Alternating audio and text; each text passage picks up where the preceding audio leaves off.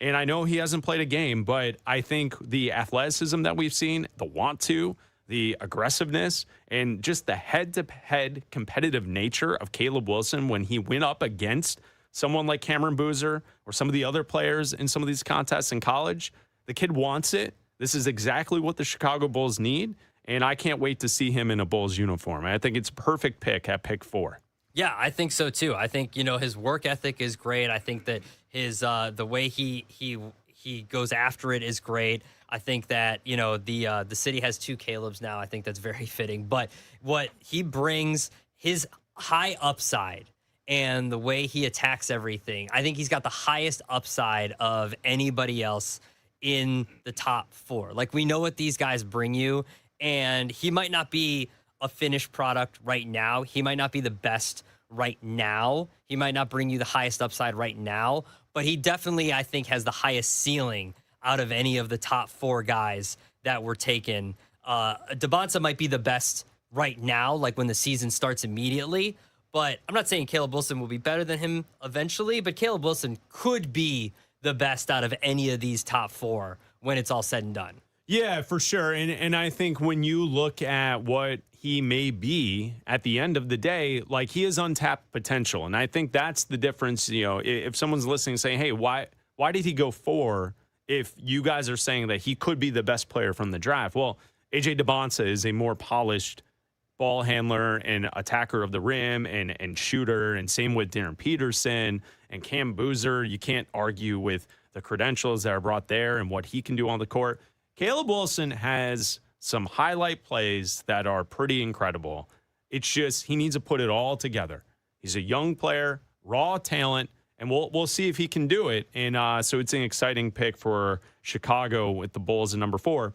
And Keaton Wagler at 5 going to the Clippers. It's what we talked about yesterday in the idea that he said he didn't work out for Brooklyn because he knew where he was going. He worked out for Chicago and he worked out for the Clippers. He goes to the Clippers. I think here's the one thing. I like Wagler. I like his game. I like the style of his game. I think it translates perfectly to this day and age in the NBA. With that said, he is the first player on the board where you go, this is either going to be a boom or a bust. Yeah. Because the body isn't quite an NBA body, right? Like, he's going to have to grow into it. He's going to have to get stronger.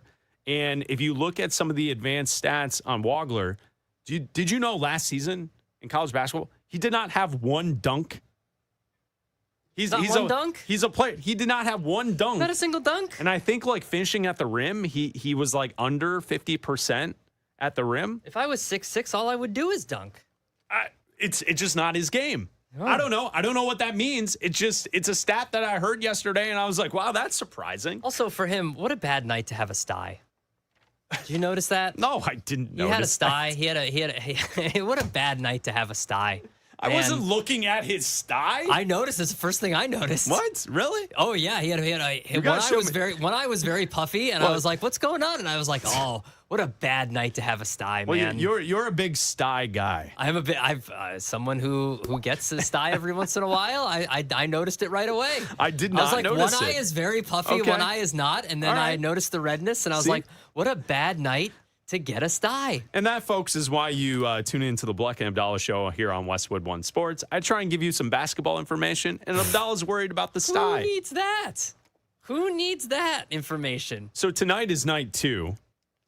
What did you think of night 1 of the NBA draft? I think we should talk about that coming up next, right? Like, did we enjoy the fact that the NBA has broken the 2 nights apart? That round 2 is tonight? I mean, is this something? Did you enjoy the broadcast last night? I will tell you all about the broadcast. Oh, you got thoughts. I love it. Next. All right, we'll do that. International soccer is taking over the U.S., and only DraftKings has you fully covered. The DraftKings Sports app is now available in all 50 states. With all the matches you love all in one place with one app. New DraftKings customers sign up with code B&A26 and spend $5 to get $200 in rewards within 21 days. That's right. That's code B&A26 for Bleck and Abdalla 26. In partnership with DraftKings, the crown is yours. Bet with DK Sportsbook. Gambling problem? Call 1-800-GAMBLER. 1-800-MY-RESET. New York, call 877-8-HOPE-NY. Text HOPE-NY. Connecticut, call 888-789-7777. Visit ccpg.org. On behalf of Boot Hill Casino in Kansas, bet tax pass-through may apply in Illinois. 21 plus, void in Ontario. Event contract trading with DraftKings predictions involve risk of loss. Sportsbook's bonus bets expire in 7 days. $50 in predictions dollars issued weekly for 3 weeks, expire in 1 year. Redeem one non-withdrawable reward. Availability varies. Predictions offer void in New York. Ends June 28th. Terms at dkng.co/audio. The U.S. men's national team is cruising. They've clinched first place in Group D. Can they finish Group Play 3-0? U.S. versus Turkey. Tomorrow night, Westwood One Sports.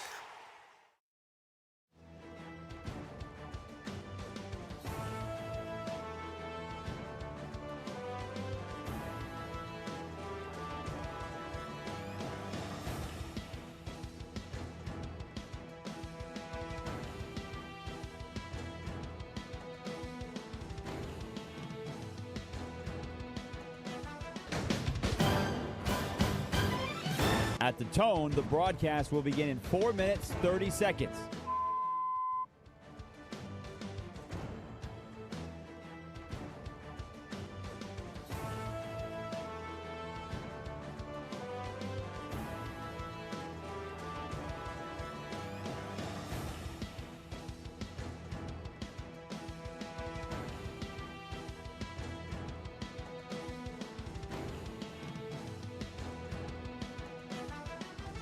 At the tone, the broadcast will begin in 4 minutes.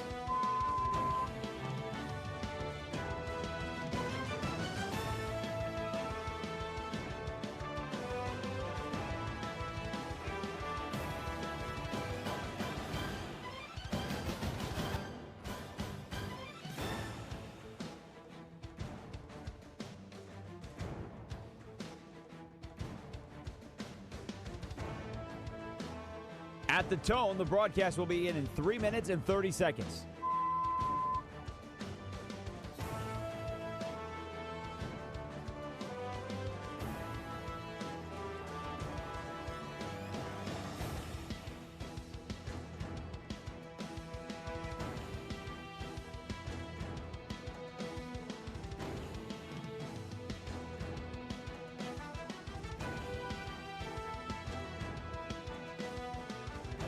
At the tone, the broadcast will begin in 3 minutes.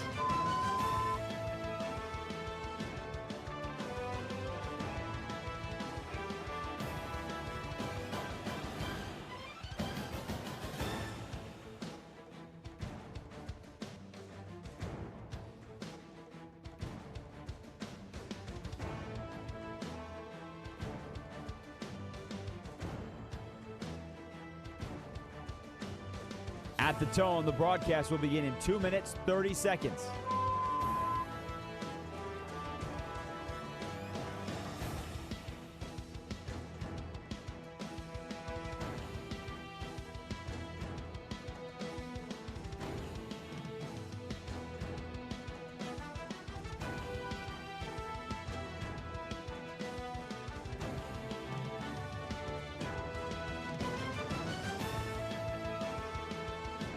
At the tone, the broadcast will begin in 2 minutes.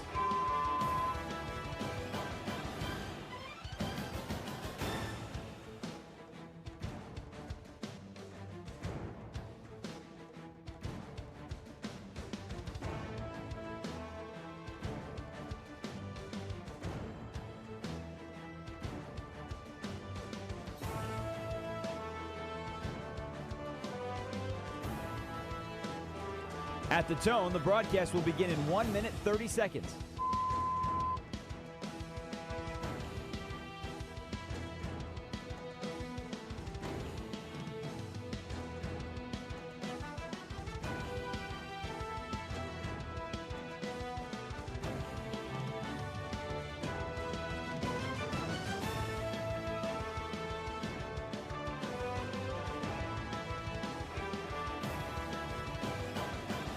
At the tone, the broadcast will begin in 1 minute.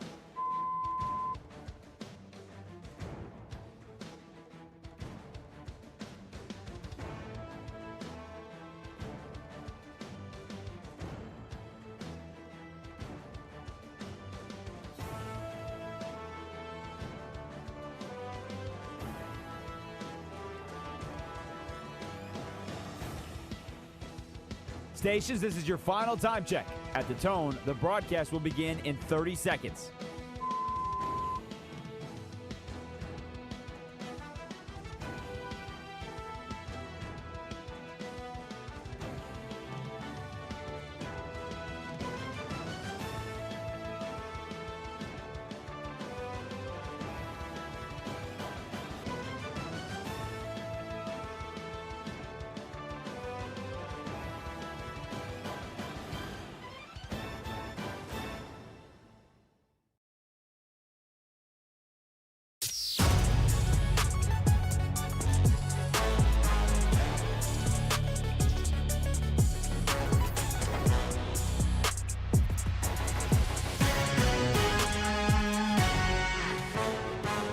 This is Bleck and Abdalla on Westwood One Sports. Here's Chris Bleck and Adam Abdalla. Nobody prides themselves more in watching TV and having opinions on said television that they're watching than my great friend Adam Abdalla. I watch a lot of TV. You're the new version of the critic. I love that show, man. It stinks. I love that show. I love that show. John Lovitz is a national treasure, man. He is, man. He's I got great. I got to meet him once, and I was so excited. Like, Really? Was he cool? Dude, he was so cool. He brought a little dog with him. He was Oh, great. He wow. had a little dog with him. It was great. I think that should be the summer goal. As to what? Is to see if Raj can book John John Lovitz. Lovitz? He was such a nice guy. I think that should be And- a show goal. I want to talk to John Lovitz. I think that would be great. And whenever I see someone or get a chance to meet someone like that, I always try to tell them that I like the obscure things that they're in. And I was Sure. like, I love the critic, and he was like, oh, thank you. That's the ticket. It's like, it stinks. I watch a lot of TV. I watch a lot Yes. of bad TV too. Okay, yeah. I'm also out of the corner of my eye watching a lot of Love Island because my wife is watching a lot of Love Island. I the saw show is something. on every night, man. There's a lot of stuff going on that show, from what I It's gather. on every night, dude.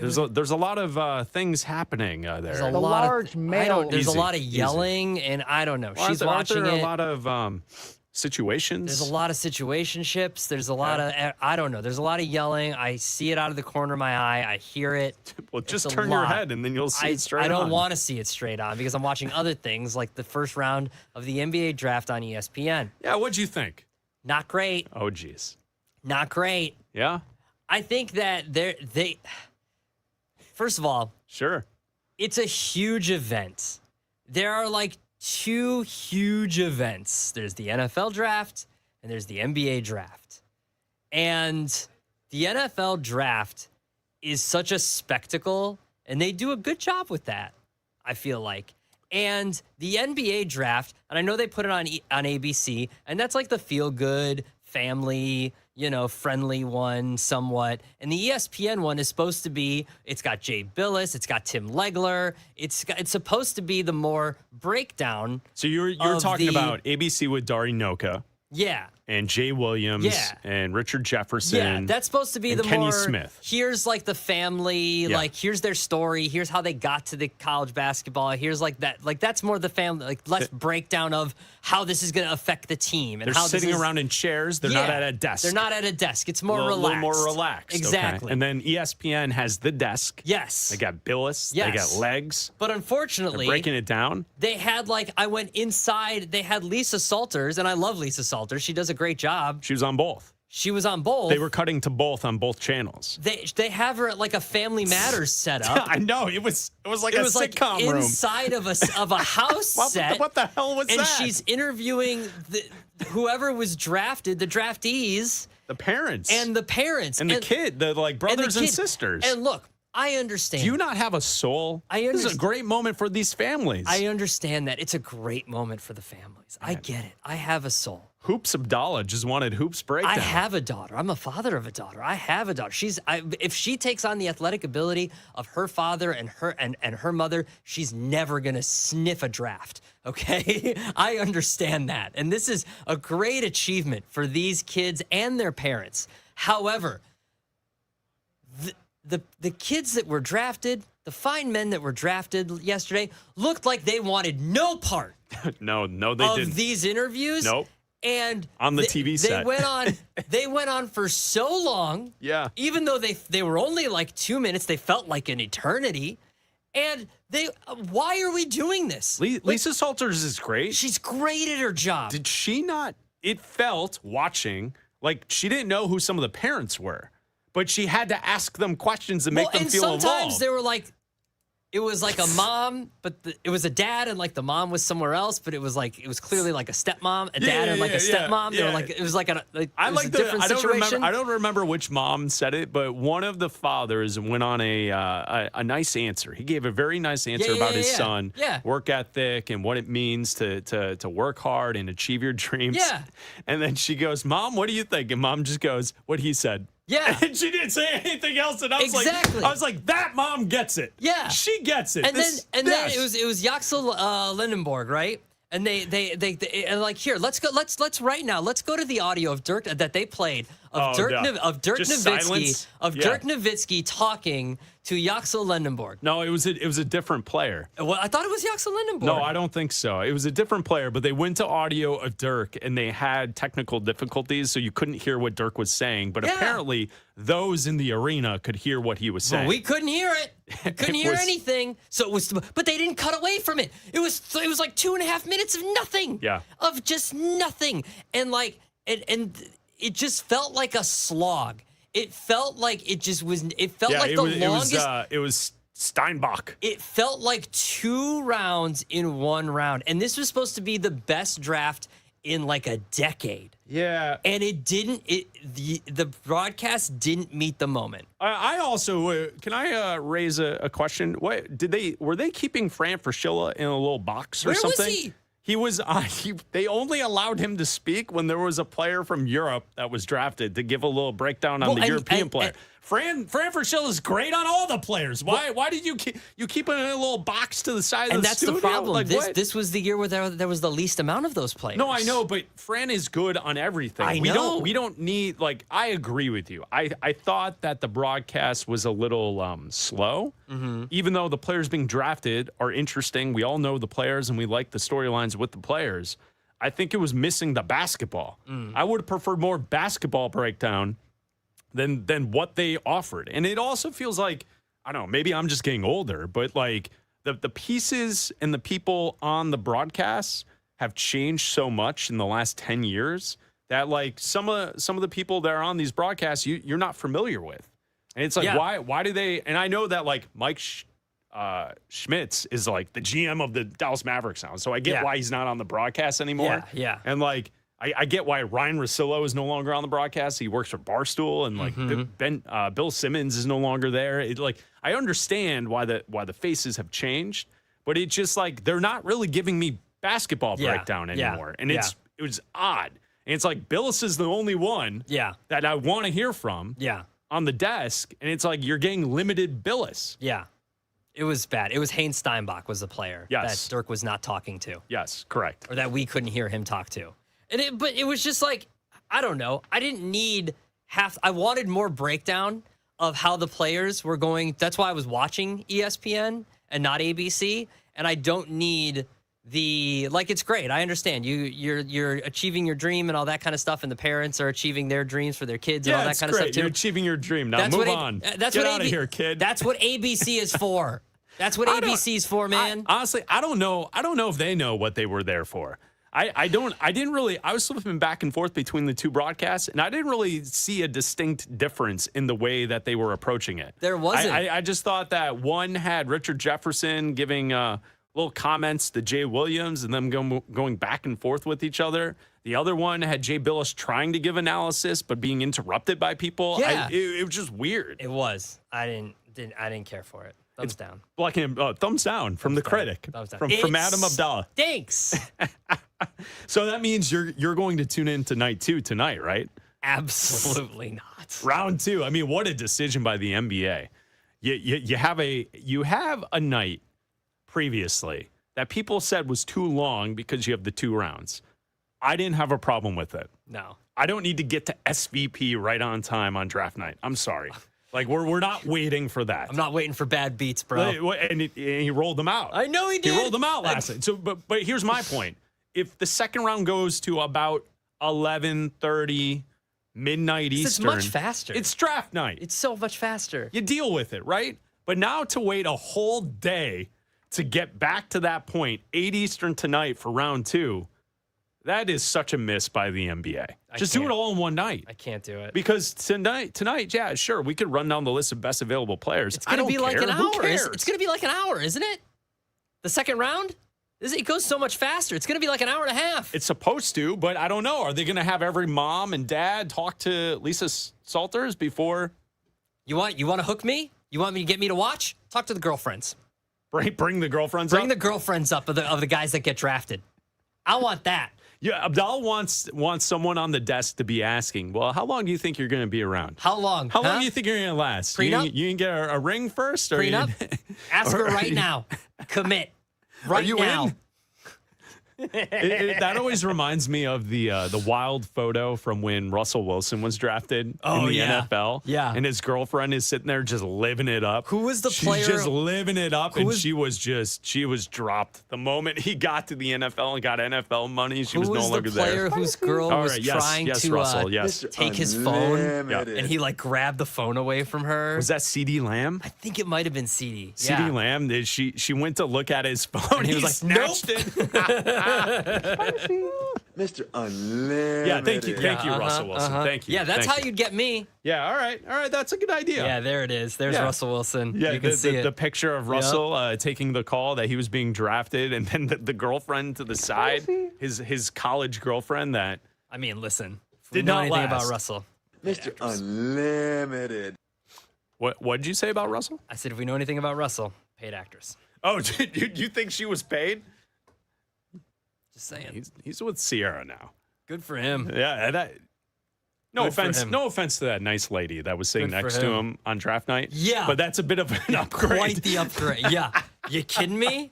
You It's kidding me? quite the upgrade. No offense, You kidding me? because I know she's listening on one of our great affiliates here on the Bleck Abdalla show. No offense to you. The horse smile, the whole thing, the big teeth, and then, no offense to you, but like Sierra's an upgrade. It's just a little absolutely. upgrade. I would definitely watch if they brought up the girlfriends. It's Bleck Abdalla here on Westwood One Sports and the Westwood One Sports app. We're not too far away from the start of training camp in the NFL. That's right. We will go 32 questions in 32 days. The Arizona Cardinals are up next. We'll do that right here on Westwood One Sports. South Beach is going Greek. Yeah! The Miami Heat have won the Giannis Antetokounmpo sweepstakes, acquiring the two-time MVP in a blockbuster deal that includes Tyler Hero. Can Giannis restore Heat culture and put Miami back in the title picture? Westwood One Sports.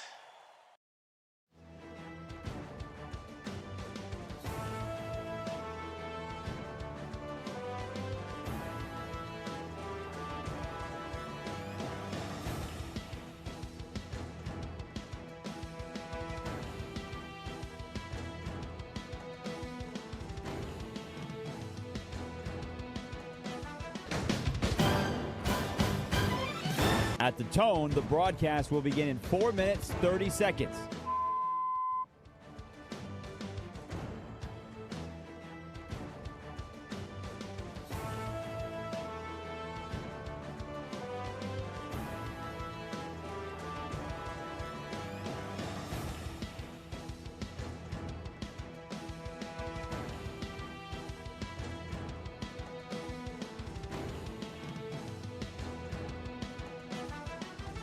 At the tone, the broadcast will begin in 4 minutes.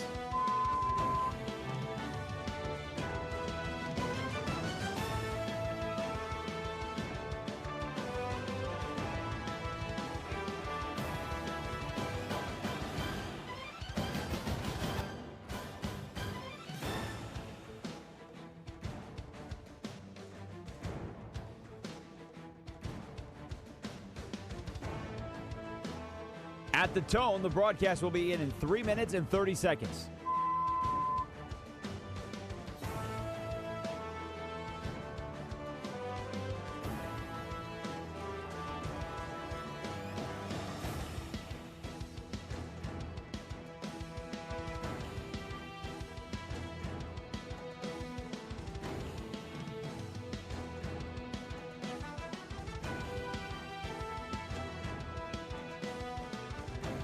At the tone, the broadcast will begin in 3 minutes.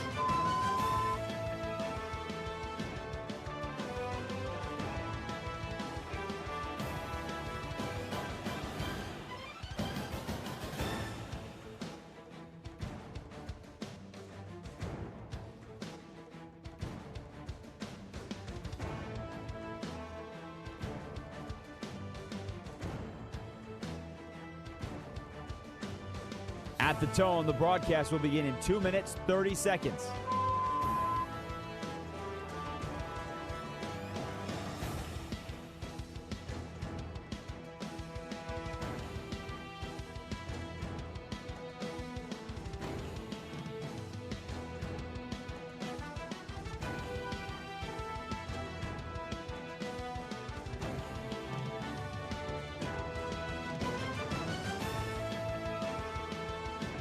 At the tone, the broadcast will begin in 2 minutes.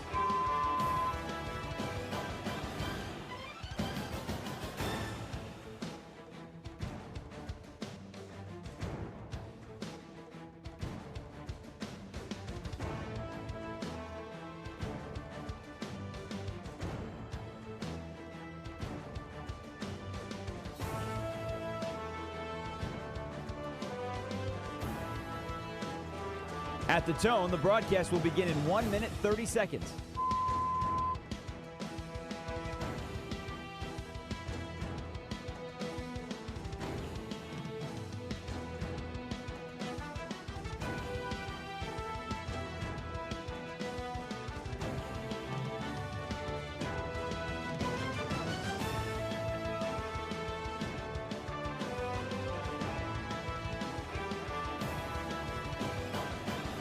At the tone, the broadcast will begin in 1 minute.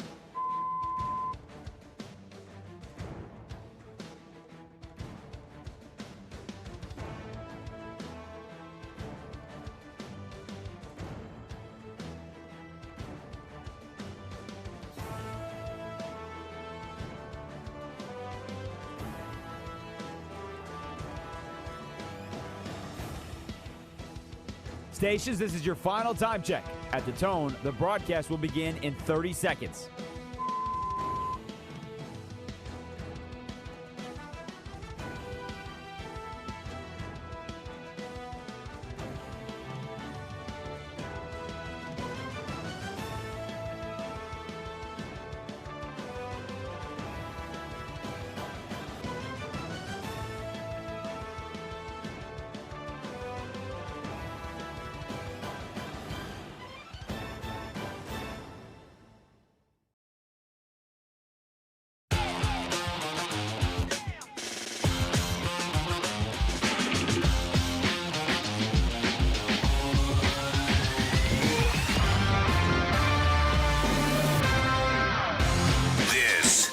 Bleck and Abdalla on Westwood One Sports. Here's Chris Bleck and Adam Abdalla. I know we're supposed to get right to the sports, but we just made a decision off the air I think that people want to be aware of. Yeah. Abdalla and I just declared here in the studio, we just declared that tonight's going to be a Taco Bell night. I don't see Raj. We can see Raj in his in parts unknown. I don't see him right now, so I don't know if he's not in the studio at the moment. I don't know if he can hear out. us right now. We're going to Taco Bell tonight. Tonight we're gonna live Moss separately, but we're both going to go separately. But and I know we'll text each other. Yes. The fact that we are going to live Moss, but we should wait for him to come back. All right, to tell him that we're going to live Moss, and this is all because we were telling Roy that the prices and how different they used to be back in like 2002. Yeah, and this is because of the draft. We got on this because of the second round and how Jokic was drafted selected during a Taco Bell commercial. And how they're trying to avoid this. The second round will be on television, 8 Eastern, so ESPN. It is sports. Yeah, loosely. Yeah. So we declared in honor of Jokic and that snafu back in the day. When he was selected during a Taco Bell commercial. I'm starting to get worried. We were telling Roy about the pricing from Taco Bell from back in the day when we were younger, when we were wee lads. And we were talking about how in high school we would go to Taco Bell and like tacos were like 79 cents. Yeah, I'm looking at... so it was a great way of life in the early 2000s. I'm looking at a drive-through menu of a Taco Bell Pizza Hut. Oh, right yeah, now. yeah. The Taco Hut. Yeah, the Taco Hut. I love the Taco Hut. Dude, You a get 3 case- hard shell tacos, Yeah. pan pizza, and some breadsticks, and you're ready to roll. We had a Taco Hut in our great town of Libertyville. A chicken quesadilla was $1.89. Yeah. A soft taco, they don't have those anymore. A soft taco was 79 cents. A crunchy taco was 85 cents. Man, what a time to be alive. It was a time. All right, so we declared Anyway. here on the show. I'm starting to get worried. Well, he'll be there. Parts Okay. unknown. Okay. Raj is always there. He's Is he? always he's there. Okay. So we declared that this will be a Taco Bell night. Okay. All right. I'm going to live I'm in. Moss. I'm in. Get some Baja Blast. We're not too far away from the start of NFL training camps, and over the next 32 days, we have 32 questions in 32 days. 32 questions in 32 days. Bleck and Abdalla discuss every NFL team's biggest question heading into training camp. Today's team, the Arizona Cardinals. Looking deep for Harrison. Marvin Harrison Jr. to the end zone. Touchdown again. Today's question, who is going to be the QB? So there you go, 32 questions in 32 days. Also, shout out to our great friend Adam Amin on the call of the highlight for the Arizona Cardinals. Who's going to be their quarterback? I think Carson Beck is the guy that you need to go with because you have to figure out if the young player can play. Otherwise, if he can't, you can then set yourself up for the draft this upcoming season to take the quarterback of the future. The Cardinals also have Jacoby Brissett, who is holding out, but he will show up. So it will be a hold in, but he wants a new contract. How should the Cardinals play this? Okay, Raj is back, just so everybody's aware. Okay, yes. I was just updating people. We will. I was just updating people Yes. that Raj is back. I was Do the worried football Raj is first. gone. Okay, I still think that that day one starter, and I could be wrong because he's not there. He's holding in right now. He's there, but he's not playing, whatever, because he wants more money. I don't blame him for wanting a little bit more money, a little bit. Like, if you're going to be the starter for the team, like, you should want a little bit. Like, you should be paid a little bit more money than the tiny bit amount of money that you're going to be making. I still think they're going to go with Jacoby Brissett. At least week 1s through, 5 or whatever it is. I'm trying to look at their schedule to see when their bye was. They also have a very late bye. It's week 14. Carson Beck will be starting before week 14. Absolutely, he will be starting before week 14. He might be starting week 1 if they decide to just say, sorry, we're not going to give, because if you're just going to continue to hold out or hold in, whatever, and not participate, then what we're going to do is we're just going to see that Carson Beck is taking, reps, and he's already saying he's got his mind set on the Hall of Fame game because they're playing in the Hall of Fame game this year, and he's going to probably start that Hall of Fame game, so they get that extra preseason game for more reps for Carson Beck, and if he looks good, they've got nothing to lose this year. They're going to be in the March for Art, the suck for a duck for Dante Moore, and so I believe that it's probably, I'm going to say it's going to be Jacoby Brissett week 1. But if he continues his holdout and they don't negotiate something, I'm leaving the door open for Carson Beck. Yeah, and I think that's where you see what Carson Beck can offer. Last year, the Cardinals went 3-14. They opened training camp on July 22nd, so we are under a month until the Arizona Cardinals will report to camp. So 32 questions in 32 days. The Arizona Cardinals. Who's going to be the quarterback for the Cardinals this season? I'm going to go Carson Beck. Abdalla's going with Jacoby Brissett. I think we could both come together and agree that neither quarterback will be their starting quarterback next season. No. I mean, it could have been Brendan Sorsby, but, It could be Sorsby next year. It could be Sorsby next year. I don't think they're going to be good enough for it to be Sorsby next year. I think they're in the Arch Manning, Dante Moore level of bad, where they're going to have the first, second, or third pick overall. That's how bad I think this team is going to be. It's Bleck Abdalla here on Westwood One Sports and the Westwood One Sports app. So Raj is back. Raj is back. Raj, we're getting Taco Bell tonight. That's what we were saying on dig the it. air. Just, Yeah. So we just wanted to make sure that we you were were having, aware. Yeah, we were having an off-air Yeah. conversation about the second round of the draft and how Jokic was drafted in the during a Taco Bell commercial. We were talking to Quesarito Roy. Taco Bell commercial to be Yeah, we were specific. talking to Roy about the 2002 prices of Taco Bell. We all got in the mood for Taco Bell, so we're having a show outing separately because we're all in different places. We're going to Taco Bell as a show tonight in different places. So go to Taco Bell tonight, and we're going to go to Taco Bell. We're going to celebrate it together, alone. Alone. Yes. I am more than happy to celebrate what might be the greatest moment of my sports fandom. So I'm more Yeah, than there happy you go. to indulge. Absolutely. That's true. Yeah. That's true. There you And go. quite a moment to be selected during a Taco Bell commercial. Raj, Quite a what's your moment. order from back in the day? Ooh, good question. I Mexican pizza. Mexican pizza. Oh, okay. Okay. Yeah. All right. When they All took right. away the Mexican pizza a few years ago, that was like pure unadulterated rage. I mean, that was Bleck and Abdalla going on a 30-minute soccer bender rage. Like, it was that level of rage when the Mexican pizza went away. So I would lean Mexican pizza. Doritos I Locos had Tacos this, always a strong choice as well. I had this written down for the show today. Raj's soccer hate. I'm starting to really feel your hate for soccer. Yeah. And I don't appreciate it, Raj. I don't like it, I don't like Raj. we're in the middle of the World Cup. We're enjoying the World Cup, and been it a really good- sounds it's like been you a hate good- soccer. I loved it and kickball as much as anybody during 7th grade recess. yeah. Okay? See, Okay. see. All right. All right. That's enough out of you. That's enough out of you. I've gotten the vibe that He hates it. Raj is over the 0-0 draws. Yeah. I was trying to tell him before the show about how England and Ghana yesterday was a great match, 0-0. It was a great game. And They tied Raj it- was like, oh, They yeah, tied, sure. they tied at 0. Just disgust. No, come on. It was great. It was. And how about Raj's guy, Harry Kane? Big miss inside the box. Big miss inside the box. Not surprised from Harry Kane. Yeah, well. What do you think, Raj, of Harry Kane?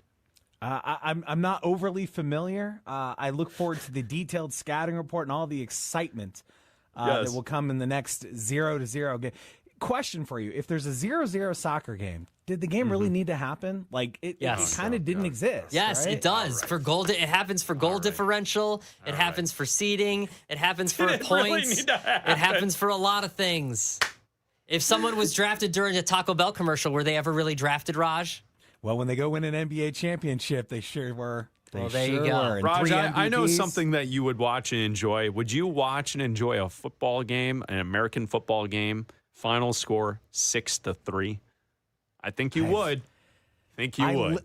I think we lived- all would. I lived the Russell Wilson and Denver area. I watched my fair share of 6-3 like quality football games.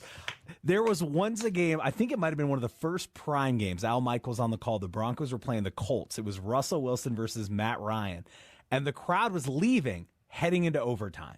They're like, you would think overtime's exciting, right? No, this game is so terrible, we're not going to watch it. I lived that era. Poor Raj in Poor parts Raj. unknown. We'll be back here on Westwood rather One watch it. Sports. This is Westwood One Sports.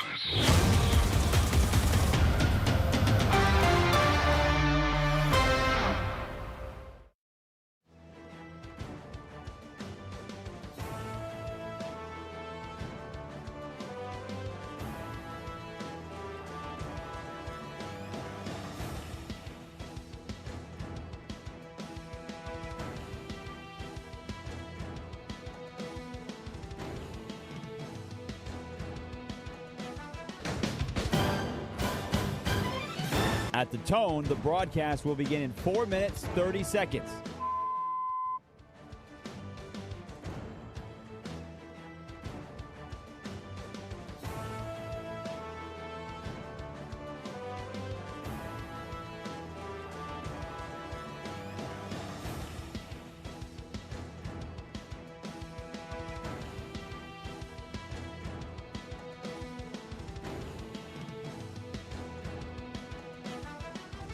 At the tone, the broadcast will begin in 4 minutes.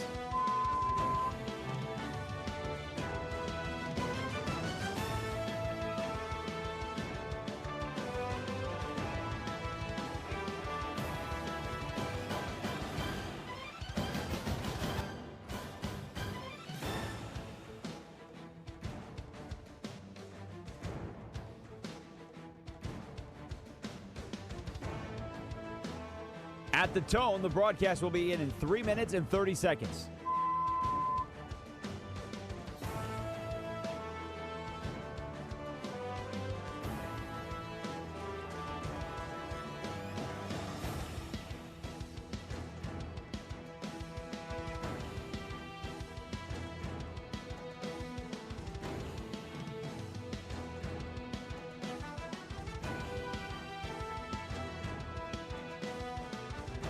At the tone, the broadcast will begin in 3 minutes.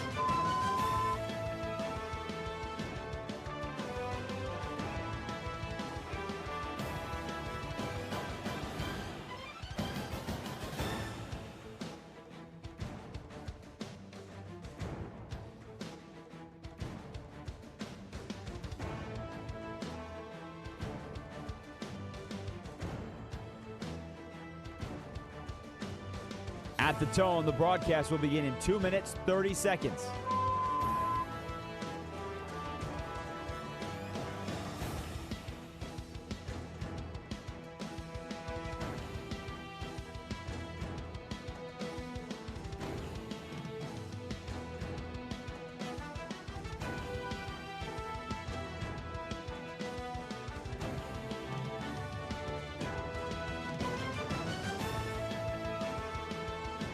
At the tone, the broadcast will begin in 2 minutes.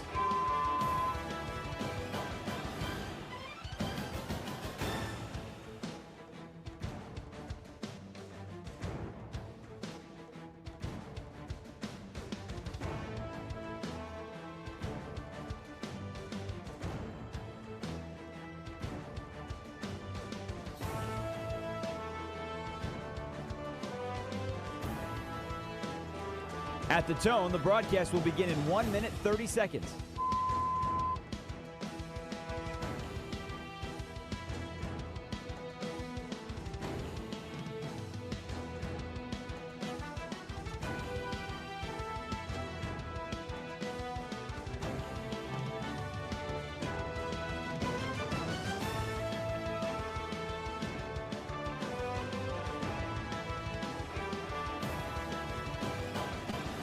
At the tone, the broadcast will begin in 1 minute.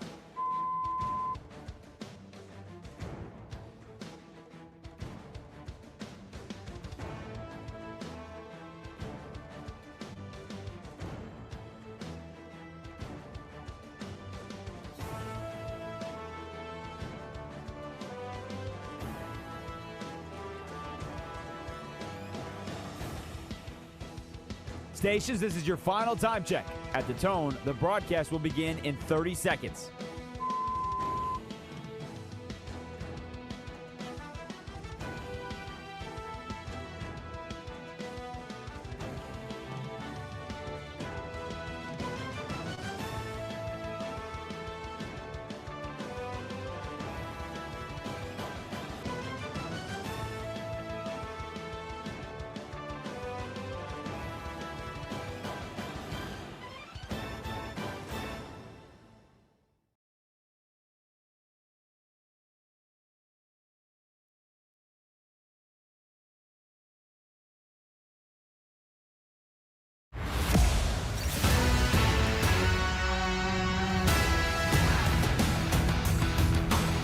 This is Bleck and Abdalla on Westwood One Sports.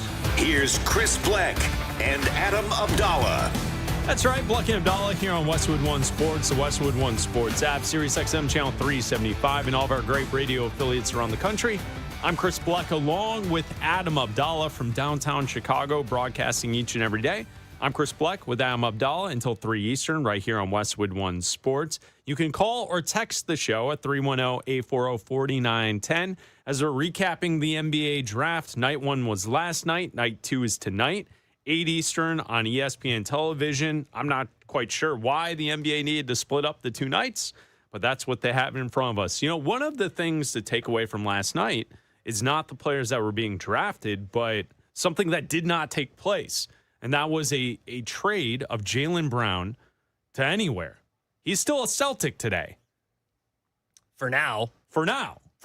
And it's awkward because, you obviously thought that if the Celtics were going to move on from him, those were picks that you would want to use in last night's draft, or because last night's draft was so deep. We've been talking about it for months now, how deep this draft was and how it's one of the best drafts in a while. And you would think that they would want to use some of those picks. Now, you probably weren't going to get great picks back because you're probably going to get some players back and all that kind of stuff. But you could have used some of those picks to shore up the depth on your team and maybe some picks for tonight.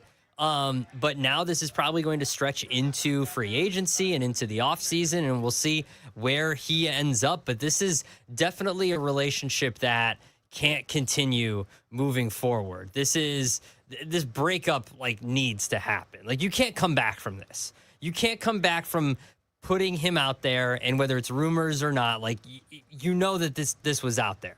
This was reported that Jaylen Brown was being offered in a trade for Giannis Antetokounmpo. And since he was out there, there's no going back from this. Whether it's Jaylen Brown and Tatum, those two guys might be cool or whatever, but Brown and the organization can't coexist. Yeah, it doesn't feel that way. Argue with your grandma. Yeah, Okay. thank you, All Jaylen right. Brown. We Argue with your grandma. No, I know. We're not going to argue with our grandma. No. Argue with your grandma. Yeah, you're right. I mean, it feels like the Celtics can't move forward. Maybe the Celtics think they can, but I don't think Jaylen Brown's going to be for that. No. And so you're right. This is untenable. They have to move on from Jaylen Brown. It's going to be the worst kept secret in the league until it happens that they're going to move him. And you can't dangle out a piece like that and miss on Giannis. Because, here's the other aspect of it. What did we see last year with Jaylen Brown? You could argue he had his best individual season as a pro last year for the Boston Celtics. He was an MVP candidate for most of the season, and the best player on the team was on the sidelines.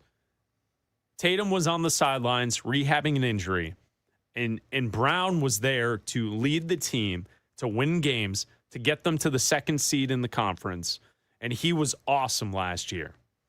Jaylen Brown, and I'm not saying that this is something that is I'm not saying that it's true, but in his mind, he probably views his capabilities as an athlete as on par with Giannis Antetokounmpo. Right? They both won championships. Mm-hmm. They're both all-stars, high-level players. Now, Jaylen Brown has not won 2 MVPs, but I'm guessing Jaylen Brown thinks of himself that you are dangling me to try and get Giannis, who you think is an upgrade. Meanwhile, I'm better than Giannis. I'm guessing that's what the mindset of the athlete is thinking. Oh, well, yeah. And therefore, there is no way he is going to want to stay with the Celtics moving forward. Well, I think he's also thinking, look. Right? You dangle me, you were using me as trade bait to get Giannis because you thought that would be an upgrade. I'm better than Giannis. Mm-hmm. I'm not going to play here anymore. I think he's also thinking when Tatum went down, everybody thought we were going to turn into the Pacers without... Yeah. Yes. And now... I did. I'll raise my hand. I thought Boston was going to be bad last year. Yeah. And 7th, 8th, 9th seed team. Exactly. They were going to be a play-in team. Yeah. Right? Now without the Pacers, without Halliburton, were not they obviously didn't make the playoffs, and they were bad, and they didn't see the fruits of that badness by getting a top 4 pick. But the Celtics ended up being, the 2 seed. And so he's saying, guys, look, he should have been a lot higher in the MVP voting. I'll give him that. But he also carried a team to be the 2 seed until Tatum came back. Yeah, and he's saying, I did all of that for you, and now you just want to get I'm the one you want to get rid of? I'm the one? The guy who wasn't here all year and comes back for the last month of the season. Yep. And I'm the one you want to get rid of? Okay, fine. Get me out of here. I could see it from his standpoint. Oh yeah, no doubt. To be offended and to now say this isn't tenable. All right, you want me out? Get me out. Well, that's why I introduced the conversation by saying, if you go inside of the mind of the athlete, I think if any of us are sitting around and we're ranking the different NBA players and where they are in the league, I don't think anyone that we come across will say Jaylen Brown's better than Giannis, but I'm guessing Jaylen Brown thinks he's better than Giannis. Mm-hmm. And so he's justified in thinking that way. Last night after the first round of the draft, Brad Stevens spoke to the media, and he had this to say about Jaylen Brown's future with the Celtics. Jaylen Brown's a big part of us. Like, I'm never going to predict the future, but like every indication, everything that I think about is over the past few years has been building around those guys, right? And so obviously you never know, but at the same time, I think the one thing I want to make very clear is how valued he's always been. He's been amazing. He's been an amazing teammate, great person to be around. And whether that run ends 10 years from now, when he retires or before, there's a lot to celebrate. And that we have a great relationship and an open relationship, where we talk about everything. And but I don't want to predict the future, but I look at it as this is our team. That was Brad Stevens last night, playing a little defense on the Jaylen Brown situation, trying to backpedal a little. They love him. They want him there. He's a great player. He got celebrated, the whole thing. What's he supposed to say? I mean, we don't want him here anymore. Why do you think we put him in a trade? Like, what do you think? What do you No, think? I know. We were trying to get, and Brad come on, Stevens is man. one of the best at this anyway. Yeah, like what do you think? What do you think? We put him in a trade because we want him here? His locker's already cleaned out. Come on, guys. What are we trying to do here? All right, so let's have Abdalla pick here. Let's go to the Defensive Player of the Week, brought to you by Navy Federal Credit Union. Our members are the mission. Do you want to select Giannis for being a better defensive player than Jaylen Brown? Or do you want to go with Brad Stevens playing a little defense on the trade rumors and dangling Jaylen Brown out there? Brad Stevens for deflecting, for going, no, that's our guy. We want to celebrate. We like him. That's our guy. He's here. That's our guy. All Don't right, worry about it. So Brad Stevens is our Defensive Player of the Week, brought to you by Navy Federal Credit Union. Our members are the mission. It's Bleck Abdalla here on Westwood One Sports and the Westwood One Sports app. Sticking with the NBA, I do think there's a story that we have followed here on the show. It was of major interest of the two of us because what we saw was highly inappropriate and disgusting. Last week, I say that with full sarcasm. Last week on the show, we talked about a piece of video from the New York Knicks championship parade. And the video showed a lady walk up to one of the garbage cans. Mm-hmm. New York City put out a bunch of garbage cans to celebrate the championship because nothing says celebrating a championship like a orange and blue championship garbage can for people to throw their garbage in. I mean, as two Chicagoans here, we understand. You New Yorkers, you like your garbage out on the street. Out in front. That's what you do. You don't have alleys. You put it out in front of everything. So the garbage cans are there to celebrate the Knicks championship parade. And this woman walks up to it, empties it out on the street, and then carries it off. And then there's video footage of her on the train holding it like a championship trophy. Abdalla, have you seen the latest update to the story with the New York City Knicks garbage can lady? Yes, unfortunately, it has taken a turn for the worse for her, at least. The woman was let go from her job. Angie Baez is her name. The Post has learned, the New York Post. Yes. She was fired from J.P. Morgan Chase. Oh. Where she was a director of community and industry engagement for card and connected commerce. What does that mean? She opened credit cards? Yeah, maybe. I don't know what that means. She reached out to people to open up credit cards. That's what it sounds like. Yeah. J.P. Morgan Chase. So she was fired from her job after the video went viral. She worked for Chase Bank for opening credit cards for people, I think, according to her LinkedIn profile. And she was let go according to the Post, because of this incident. Well, yeah, she's dumping out trash on the street. What does that have anything to do with anything? Well, who does that? First of all, who steals a garbage can? I mean, that's number one. Who's stealing garbage cans? Number two, what kind of lawless person are you to just dump the trash all over the sidewalk and then walk off with the trash First can. of all, have you been down to Sesame Street to see whether or not Oscar's paying rent? Does he have a mortgage? I think he does. Are you sure? Yeah. Or is he just living for free? I think he's leasing the can. Is it rent controlled? Do we know this? I think he's doing something there. Okay. Because it feels like he's just a hermit crab going from can to can to can. Well, that might be the mentality. That's fine. That's for Okay, him. that's This stolen. is not related to That's- Sesame Street. Yes, it is. This It's woman stealing- is you're not stealing a cans. Muppet. You're stealing cans. She's not a cartoon You're character. stealing cans. Although I think the funniest thing that I saw were the comments of the video of her walking away with the trash can. And there were 2 comments I saw, and they were hilarious. One, if you watch the way she walks like a cartoon character. Mm-hmm. Watch the way and you can watch on YouTube, Bleck Abdalla Show. You can like and subscribe to the YouTube channel. We're showing the video right now on the stream. When she walks away, she looks like a cartoon character. Look at the way her legs move. Mm-hmm. It doesn't that look like a cartoon Well, it looks character? like a heavy walking off? can. Okay, number 2. Someone said in the comments, she looks like the Mucinex thing.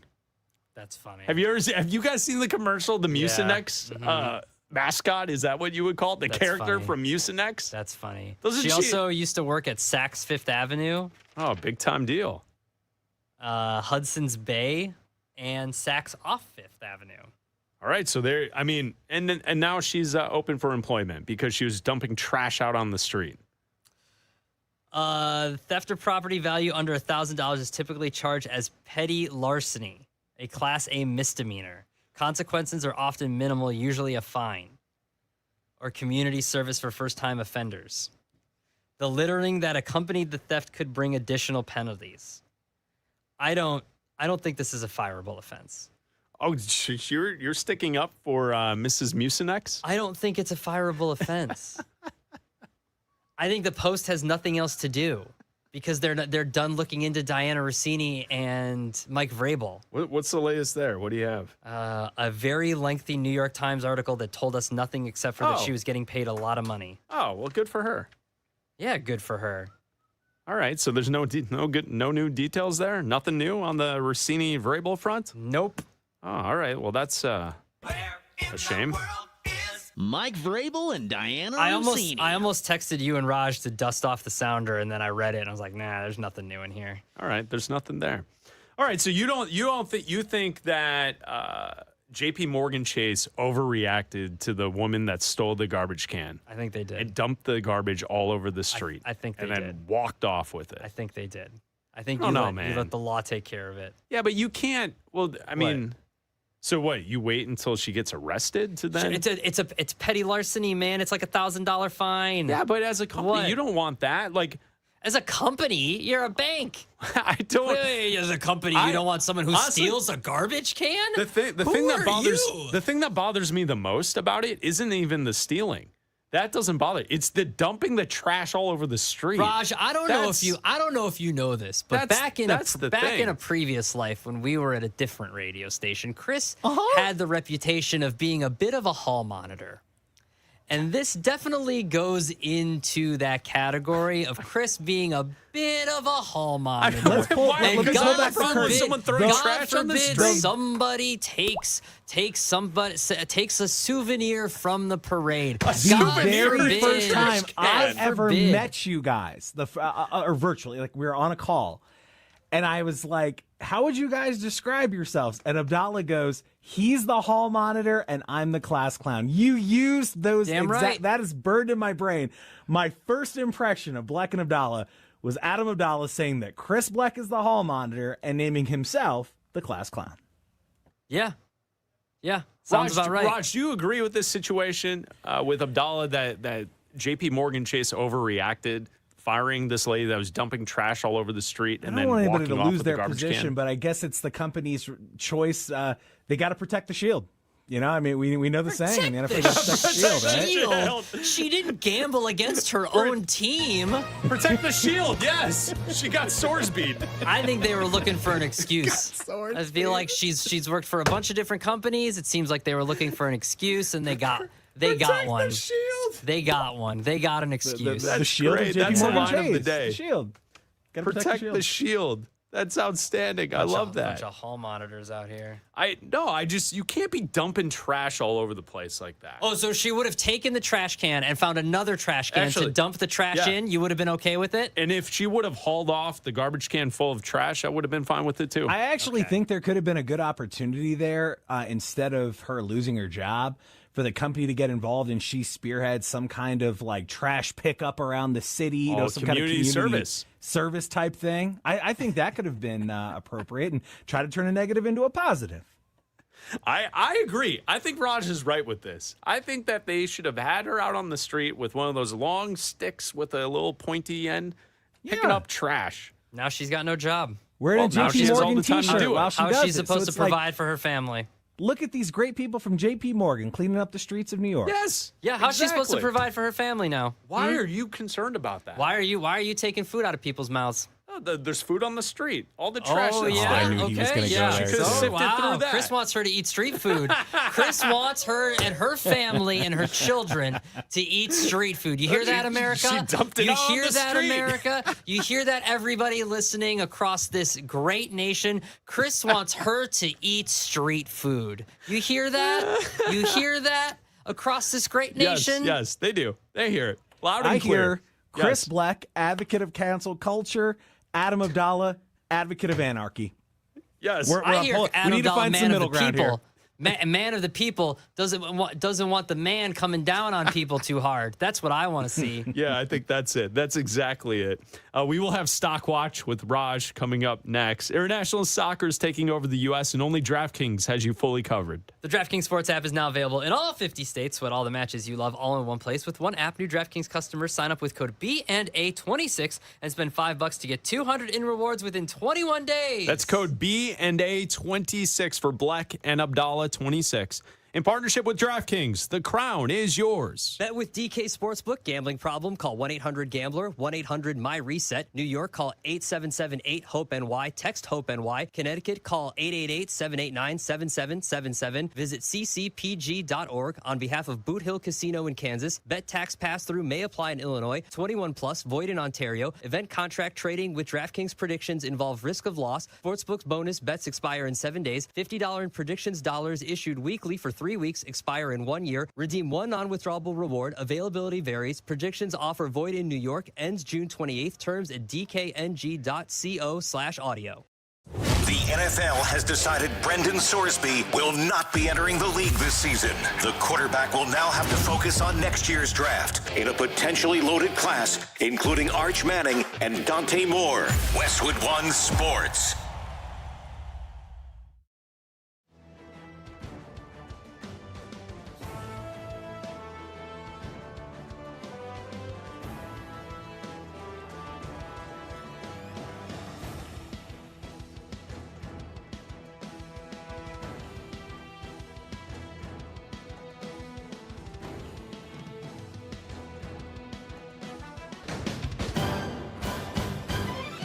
At the tone, the broadcast will begin in 4 minutes, 30 seconds.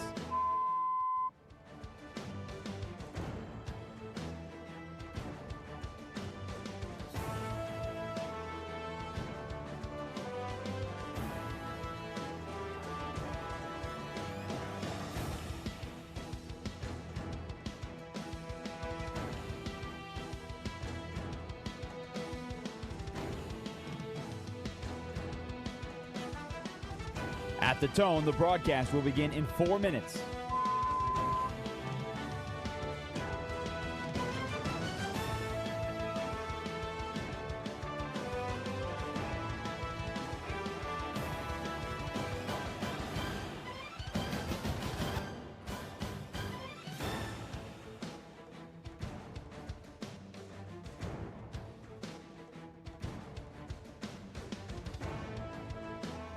At the tone, the broadcast will begin in 3 minutes and 30 seconds.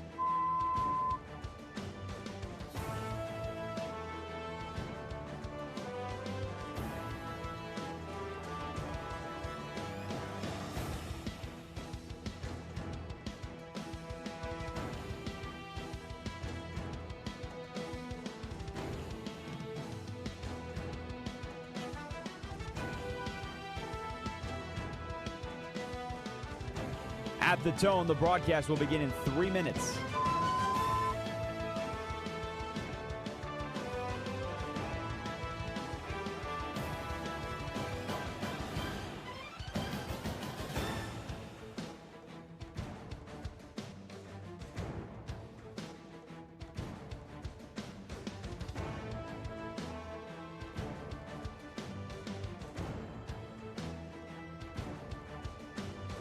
At the tone, the broadcast will begin in 2 minutes, 30 seconds.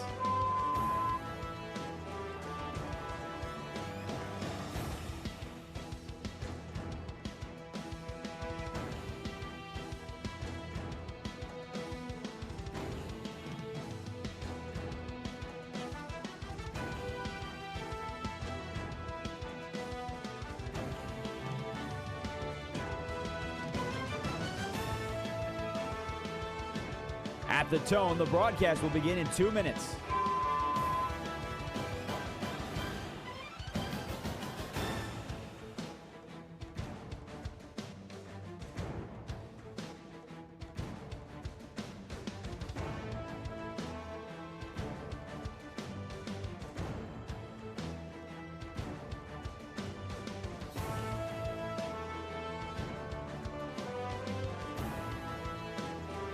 At the tone, the broadcast will begin in 1 minute, 30 seconds.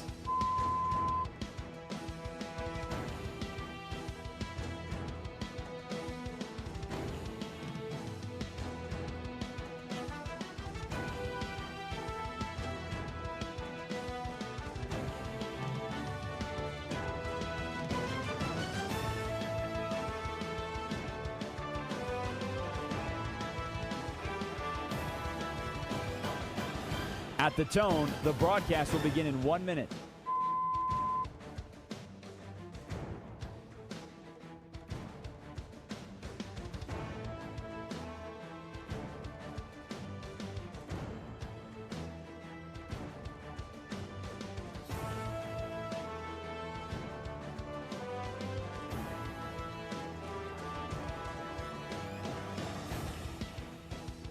Stations, this is your final time check. At the tone, the broadcast will begin in 30 seconds.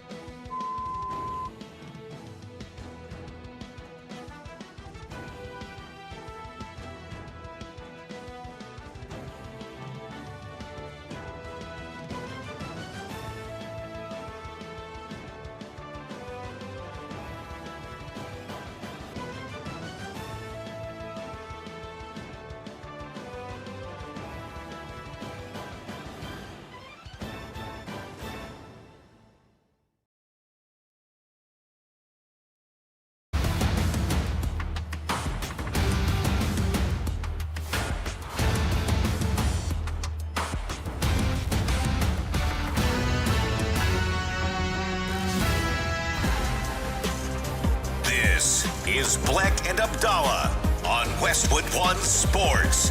Here's Chris Bleck and Adam Abdalla. Bleck and Abdalla live from Chicago, hanging out with you until 3 Eastern. We now go on out to parts unknown, Colorado. That's where we find Raj Sharon. That's right. And the next question comes from the line of Raj Sharan with Westwood One. Please proceed. Please proceed. On a Wednesday, it's time for Stock Watch with Raj. What's up, Raj?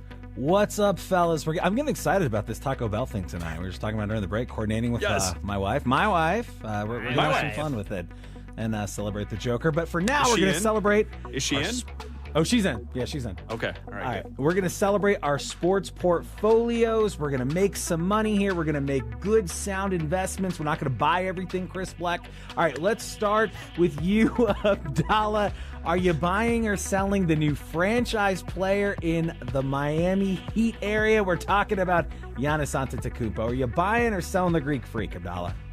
I'm going to buy because I think the mood is going to be like Chris, and he's going to sell. And because people aren't going to think that they're going to be as good. And it's just going to be two players, and they're not going to be able to piece anything together. Like, I don't think they're going to win anything this year. I don't think they're going for a championship this year. I still think that it's the Celtics, whatever they look like after Jaylen Brown is traded. I still think the Knicks are the best team in the East. But I do think they're going to be decent. I still think that he didn't play a lot this year, due to injury. I think he's going to be revitalized going to a different city. I think that, that Spoelstra's still going to be able to get the best out of him. He does get the best out of his players. He's a great head coach. So I'm going to still buy that Giannis Antetokounmpo is still one of the 10 best players in the NBA, and that he's still going to have some life left in Miami. All right. I'm going to sell, and this is why. I think Giannis's best portion of his career is in the rearview mirror. I think what we saw 7 years ago to about 5 years ago was the best portion of his career. Winning the 2 MVPs, scoring 31 points per game in the regular season, being able to do everything. I understand what Adam's saying. I think the Miami Heat, they're going to be able to keep him healthier than what he was in the last couple of seasons. Been battling the calf issues. I would say the best portion of Giannis's career, though, is behind him. And therefore, I'm going to sell because I don't think buying this stock that it's going to elevate. I don't think it's going to go higher. So I am playing the game, and I'm going to sell because this is not a take to say that Giannis stinks or the Heat can't win. It's just the best part of his career is in the past. So I'm going to sell. All right, guys, next up, he's not going to the NFL yet, and this stock, it's kind of low at the moment. Are you buying or selling Brendan Sorsby, potentially heading to litigation, legal fees? Those are expensive. That could affect the stock price as well, and draft values plays into it. This is a very intriguing stock, Mr. Sorsby. And by the way, we're not talking about gambling. These are more long-term investments, Mr. Sorsby. This is more of a different route than how you've gone. Sure. What do you say, Bleck? You buying or selling Brendan Sorsby? Okay, I'm going to break it up into 3 categories. I am going to buy Sorsby stock on off-the-field drama and litigation. So I'm going to buy that.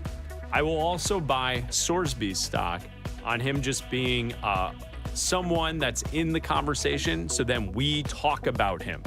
So show fodder, I will buy the stock. As far as an NFL player, I am selling. Do you see what I'm doing? I'm selling the player. But if he's going to continue to be in the conversation and we're going to talk about it, I will buy that because I think that's going to be the case. I will also buy the back and forth in the court system trying to get into the NFL. That will also take place. So I will buy those 2 elements. The football player himself, why are we still doing this for a guy that's not even that good? I'm going to sell all of it. All 3. Because all of it? The fodder is going to die because you can't be in the NFLPA unless you are drafted or signed as a free agent. So there's nothing to sue. There's nothing. What if he does a one-man barnstorming tour in the fall where he's playing football by himself for crowds you around can go the to country? Go to the CFL, I guess. I don't know. The rules don't go. It doesn't preclude Canada from signing you, I guess. So do that. Can you play in the XFL? I don't think other leagues, it doesn't preclude any other league from Can he signing. play in that new sign flag the UFL football if he league wants that to. the NFL is starting? Yeah, well, no, because that's the NFL. The NFL Oh, that's right. Yeah, could they would stop say him no. from that because it's the NFL. The NFL owns that. So they could stop him from that too. I think this is over. It's not over because we're still going to get news about it, but I think that his trying to play, you can't sue whoever you want to or try to whatever, but that just makes it work. Everything he tries to do in the NFL's eyes makes him look worse. Yeah. So stop. So stop. If you try to go to court, it makes you look worse. Okay, here's an example. Brian Flores should be a head coach in the NFL. You know why he's not? Yeah. He's suing the NFL. Yeah, that's a good point. You know how you become a head coach in the NFL? Stop suing the NFL. I don't know. You want to play in the NFL? Don't gamble on sports, obviously, while you're in college. So let's set it here. Next year at the NFL draft, is he a 2nd-round pick? I don't know. 3rd rounder? I don't know. It all depends on what he can do in the offseason. How much The is he? 3 of us were all there when we were like, hey, is Ty Simpson going to go tonight? And he went at 13. This dude Simpson is played. a quarterback. Yeah, that's true. Ty This Simpson- dude is a quarterback. Ty Simpson beat Georgia during the regular season. It's just there are Teams going to be talk other themselves options. into funny stuff, especially with quarterbacks. I understand that. Like here's an example, like DJ Langway for Baylor. Yeah. Next year, if he comes out and has a great season, teams are going to view him as a better quarterback than Sorsby. If you have someone like Trinidad Chambliss at Ole Miss, he will be someone that's higher on the board than Brandon Sorsby. Absolutely. Out of sight, out of mind until you do a pro day, man, and then you're just throwing against air at that point. Like, no one's rushing you. You're throwing to guys. Like, I don't know. I have no idea what this is going to look like. This is an intriguing stock on Stockwatch today, the Brendan Sorsby stock. All right, let's go back to the NBA, guys. Argue with your grandma. Jaylen Brown was not traded last night. He is a property today of the Boston Celtics. Are you buying or selling the future of Jaylen Brown, Abdalla?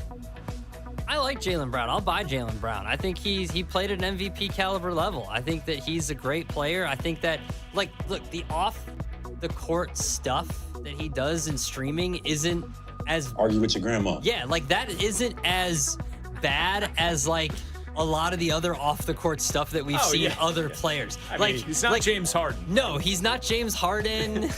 Like he could be doing a lot worse. So the drama that surrounds him isn't really like drama. Like he's upset. He's probably upset that the team tried to trade him when he carried that team for the entire season.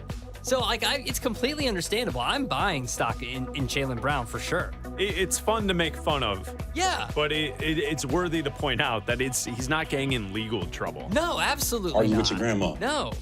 Yeah. I'll buy Jaylen Brown because I think whichever team gets him will have a chip on his shoulder. And I think he's a really good player. He's just, if you're building a team to win a championship and he's your number one, I don't think you can really get that done. So, where he goes, he's gonna be awesome. I just think that like there's levels to the conversation, and he is the perfect second guy for a championship level team. Yeah. So I'll buy Jaylen Brown, no doubt. Yeah. All right, guys, let's go to the NFL. It wasn't that long ago the Falcons gave a huge deal to Drake London. Now, yesterday, they do it again. They pay another skill position player. This was their franchise tag tight end, Kyle Pitts. He's rewarded with a big contract, 3 years, $54 million to catch passes from Michael Penix or Tua Tagovailoa. Are you buying or selling stock in the highest drafted tight end in history, now armed with a new contract, Kyle Pitts? Bleck? I'm going to buy. I think Kyle Pitts has underperformed what his potential is in the NFL to this point. And I think with better quarterback play, which hopefully the Falcons have with a better head coach and Kevin Stefanski, I think you will see Kyle Pitts go to a new level. So I think he's worthy of the contract, and I will buy Kyle Pitts. Yeah, I mean, if you look at his quarterbacks, he's had Matt Ryan. Matt Ryan's last year there was his rookie year. Marcus Mariota, Desmond Ridder, Taylor Heineke, Kirk Cousins, and Michael Penix. So I am going to buy stock, and then ideally, if it's Tua Tagovailoa or Penix, even with Stefanski as the head coach, it should look better this year. Yeah. And if they move on from both those guys and you get a better rookie quarterback next year, maybe it will be better. It could be Sorsby. It will be better. I'll bet on that when I buy this stock. That it All right, will be guys. better. And finally, we're going to go rapid fire. I'm going to give you 4 names. You can buy, you can sell. Maybe you want to short the stock, but we went into the NBA draft last night of the understanding there were 4 potential franchise players, and they went 1, 2, 3, 4 in the draft. So, AJ DeMonsa, Darren Peterson, Cameron Boozer, Caleb Williams. Are you buying, selling, shorting? What are you doing with all these different guys, Abdalla? I'm going to buy all of them, and I'm glad that I wasn't the first one to make the Caleb Williams mistake. Caleb Wilson, I'm glad. Yes, the guy from Chicago didn't do it. The 2 guys from Chicago weren't the first ones to do it. Yeah. Caleb Williams, Caleb Wilson. It's going to happen a lot. Caleb Town, it's going to USA. happen so many times. It's going to happen so many times. I thought about it like 10 times last night too, Raj.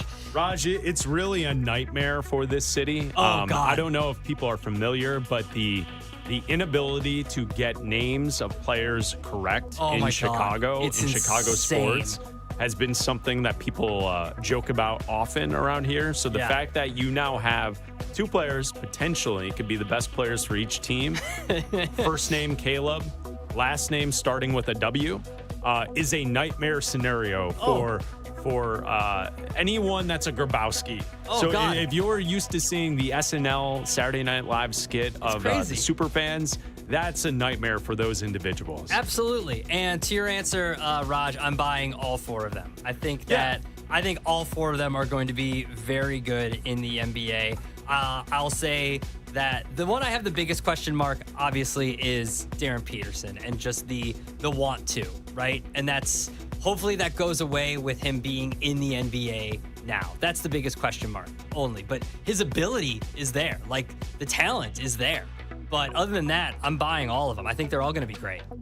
Yeah, I don't want to simply give you an answer that's the same as Abdalla's, but I think the way we looked at the top four in the NBA draft coming into last night is I like all four players. I think they're all going to be great. And I will buy the stock on Debansa and Peterson and Boozer and Wilson because I think they're all going to be very good. And I think you can go deeper in the first round and find more great players. Like, I think Akoff with the Sacramento Kings, like, that is a perfect fit. That's a team that's been searching for a guy to be the face of their franchise for years. And it feels like in the first round of the draft, they always miss, or they're not in a spot to take one of the guys that will be a true game changer. Or if they do land the guy who's a game changer, they trade him. Yeah. Like Tyrese Halliburton. Yeah. They had him, and then they traded him to the Pacers. So I think Akoff will be a star with the Kings. I think the top four, they'll all be stars. So I think, yes, buy on all four from the top of the draft last night. Perhaps a silly question, but I'm curious to you guys, there being in the great city of Chicago. Unfair expectations on Caleb Wilson by virtue of being a Tar Heel. Is that like a thing or not going to be a thing? The comparisons were even. The Bulls even tweeted out the second he was drafted from North Carolina. Oh, boy. Yeah, everyone knows the intro, right? Yeah, like it's number 23. Yeah, I mean, we've already seen from North Carolina. We've also had Mitch Trubisky. So, like, let's just slow our roll with that. Yeah, I think it's cool. Why not? Yeah, let's do it. Embrace it. All right, that does it for Stock Watch today, guys. All right, thank you, Raj. That was fun. That was good. Stock Watch, Bleck Abdalla here on Westwood One Sports. Sponsored by Progressive Insurance. Save on commercial auto insurance from Progressive. Get a fast quote at progressivecommercial.com. Do you believe in curses? We have a story from the World Cup that I want to ask the guys. Do you believe in curses? We'll talk about that coming up next. The Washington Wizards made BYU's A.J. Debonza the #1 pick in the NBA draft. Will Debonza be the generational talent to bring a championship to the nation's capital for the first time in nearly 50 years? Westwood One Sports.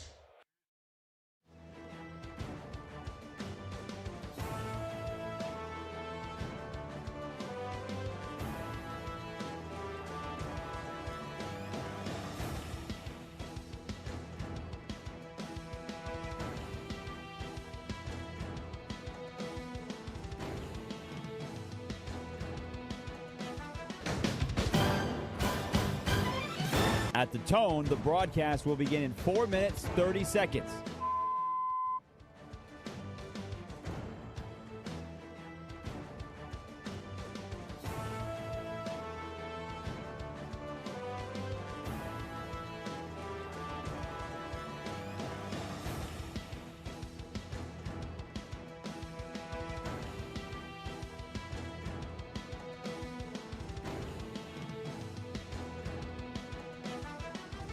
At the tone, the broadcast will begin in 4 minutes.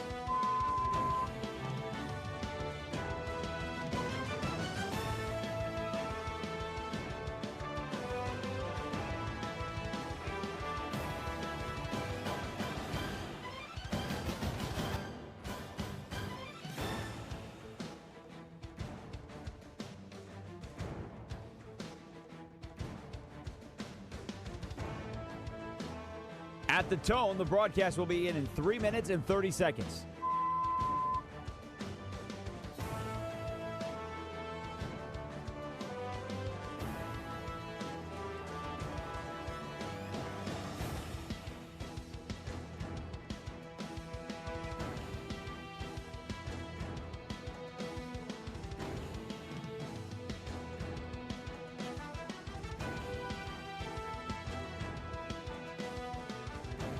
At the tone, the broadcast will begin in 3 minutes.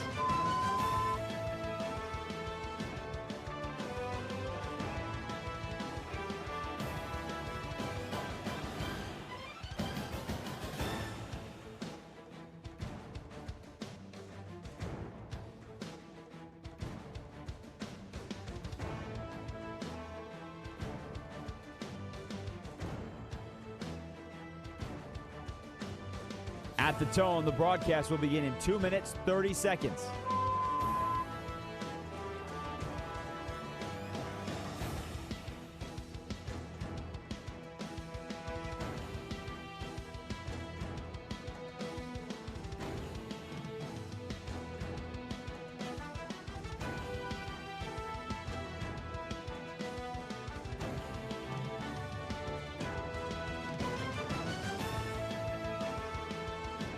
At the tone, the broadcast will begin in 2 minutes.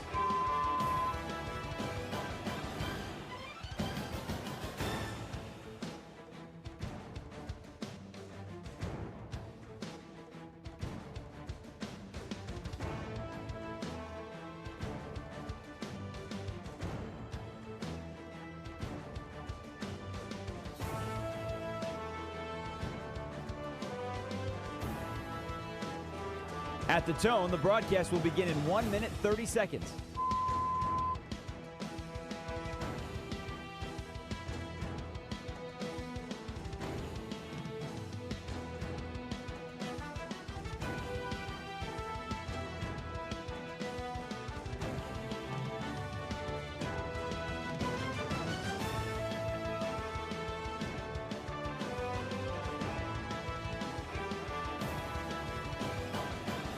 At the tone, the broadcast will begin in 1 minute.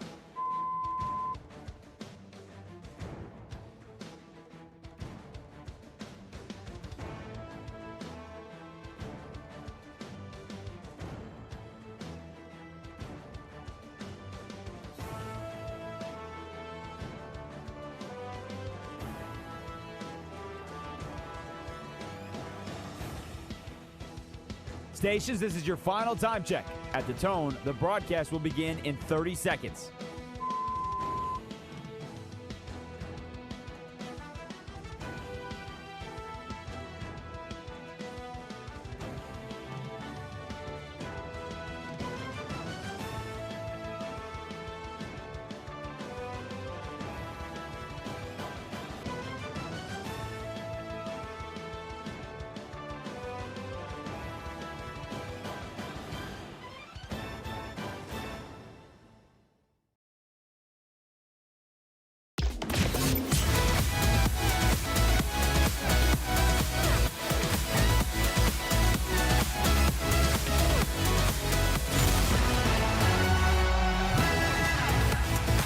This is Bleck and Abdalla on Westwood One Sports. Here's Chris Bleck and Adam Abdalla. Do you believe in curses? Yesterday at the World Cup, England and Ghana played to a 0-0 draw. And before the game, there was a witch doctor that placed a curse on striker Harry Kane from the English national team. And Harry Kane, in the match yesterday, had a prime opportunity to score a goal late in the match. The ball found his foot. He skyrocketed a shot over the net. Missed. Harry Kane usually doesn't miss from that spot, that close. He's pretty good. Does he? He's pretty good. He's one of the best strikers in the world. Yeah. Scored a lot of goals in his professional career. Scored. Do you believe in the witch doctor that placed the curse on Harry Kane? Let's see. This is from the Telegraph in the UK. The story is a witch doctor from Ghana placed a curse on Harry Kane, claims he has released the curse now that the captain of the English team, that the match is over and the match was a stalemate. And quote, this is what the witch doctor said. I am the most powerful spiritualist in the whole world. Now I am going to release Harry Kane so that in his next match, he can score, end quote. From the witch doctor. Do you believe that the witch doctor had a hand to play in the 0-0 draw at the World Cup yesterday between England and Ghana? No, because No, because I don't believe in it. I don't believe in curses. No, because if it would have worked, then the very obvious penalty would have been called on England. Well, I mean, I think for those who are fans of Ghana, I mean, I think things worked out pretty well in their favor with a draw yesterday. They could have won the game. Yeah, they could have. They played a great match. They could have won the game. They could have won the match, Chris. It was in like the 77th minute. And honestly, if they would have, they would be leading the group right now, too. They could have won the match. That was an obvious penalty. They're in Group L with England, Panama, Croatia. I don't necessarily believe in curses like that. I know that there was some wrestler that like didn't curse the Knicks or might have cursed the other teams guy. Raj knows the guy that were facing the Knicks, and then the Knicks ended up winning with the paint on his face. Yeah, Danhausen. what's his he name? uncursed the Knicks, and then they won a championship. There you go. He uncursed the Knicks, and then they won the championship. Yes. So maybe, I don't know. So you don't believe in the curse? I don't believe in the curse. I just believe in chance and circumstance. You don't believe like it's in a Coen Brothers movie. In witch doctors? No. Were you able to put a spell on an individual? No, I do believe that maybe the fine folks at FIFA didn't want to have Ghana win the game, and maybe that's why they didn't reward a penalty. All right, that's fair. I do believe in that. You know, that was an exciting match. And I get it, Raj. There was no score. I understand. It was exciting. It was an exciting match. Excuse me. Can I also say this, though? I love the World Cup. I love watching soccer. This extended, the amount of teams involved, the extended. Oh, my God, it doesn't end. It's the group play has been diluted based on having all of these extra teams involved. Now, there's a lot of games the next few days that matter. I believe there's 6 games. Yeah. Every single day until Sunday. And a lot of them matter because not every group is sewn up yet. Yeah, but some don't. And I think that's the problem is that, like, for example, the U.S., they will play a match tomorrow night that does not matter for them at all. Yeah. It's a waste of time. Yeah. Now, for some of the backups, they're going to get out there, get some run, get to play. But I think that's the one thing. Going to the 48-team tournament for the World Cup has now created the group stage is not as exciting because more teams get through to the knockout round. It used to be you only get 2 teams per each group that gets to the knockout round. Now it's 32, which means you get 8 third-place teams out of groups. There's only 12 groups. Yeah. So almost all of the third-place teams get through as well. Yeah. That's not as interesting as teams fighting to be the second team in each group. But right now, Mexico's already through in Group A. Yep. South Korea has 3 points. South Africa has 1 point. They play each other tonight. Yep. So South Korea has to win. Yep. Otherwise, South Africa wins. They have 4 points. They move on. Yeah, there's some selective good matches. Yeah. Of course. But I don't feel like I think people are enjoying watching the soccer, but I do get the vibe that we are getting at least 1 or 2 duds each day. Yeah, because there are matches that the consequence of what the result is doesn't really factor into who's moving out of the group, who's moving on to the bracket, or however it goes. Yeah, that's what happens when we see it in the playoffs. We see it here in the American playoffs in every sport when you dilute it with more teams. We see it with the play-in tournament. We see it with adding more teams to the playoffs in baseball. We see it in every sport when you add more teams to the playoffs. Just for you guys keeping score at home, Raj, I also texted my wife saying Taco Bell tonight, and her response was LOL, sure. And I responded by saying, looking for more enthusiasm. Okay. And then she responded in all caps, sure. Okay. I will update the group. I do not even need to send that text. I didn't need to. Look at I don't even need to. I've got full control over my household. No. I'm a man. No. Yeah. She will not participate. She will not participate. She's in not Taco going to live Bell. Moss? No, she will not not. cool? She will not live Moss. Why not? Because she does not. She does not like Taco Bell. Just tell her to get a cheese quesadilla. I've tried. She I does am not. obnoxiously Taco Bell does excited not. about And her this. do not. Do Cinnamon not. twists. Get Yeah. those. Oh, okay. Yeah, are okay. I'll see if she wants some cinnamon twists tonight.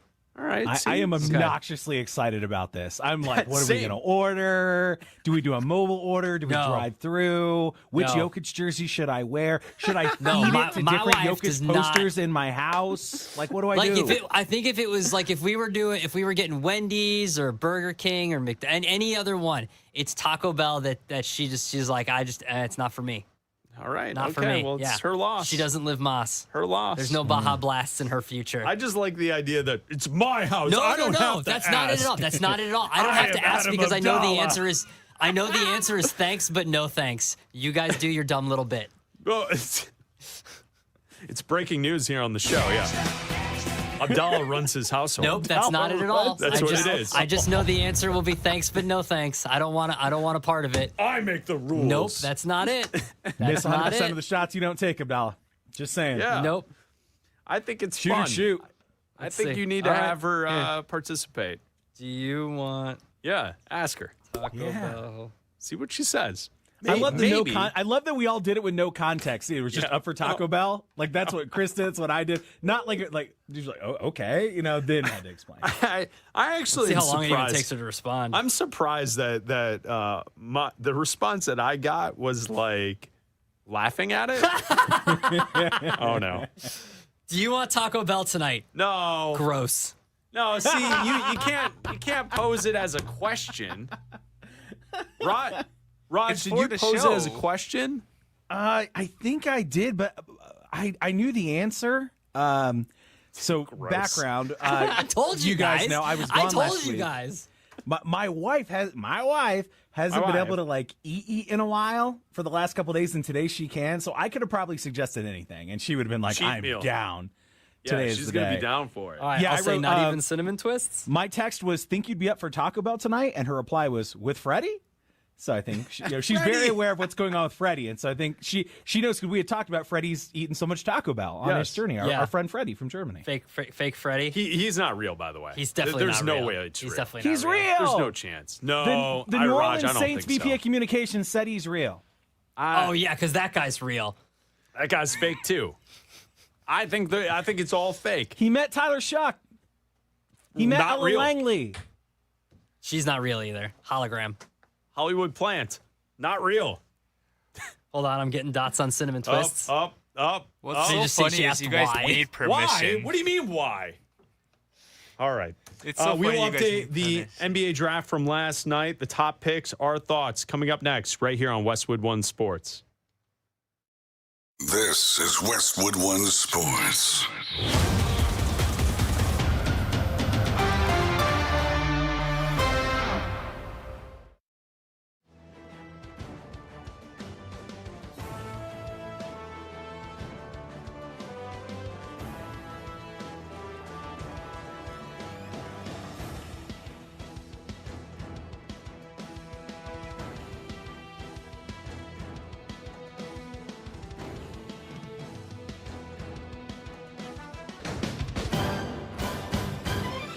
At the tone, the broadcast will begin in 4 minutes, 30 seconds.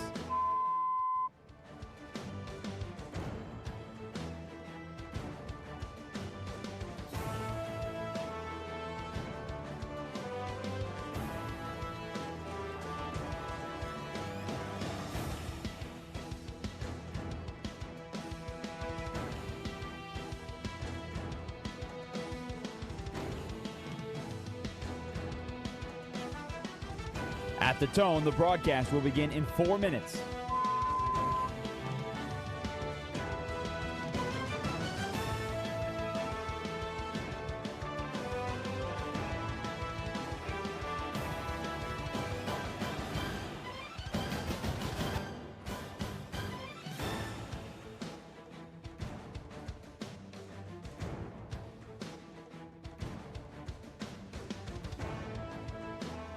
At the tone, the broadcast will be in 3 minutes and 30 seconds.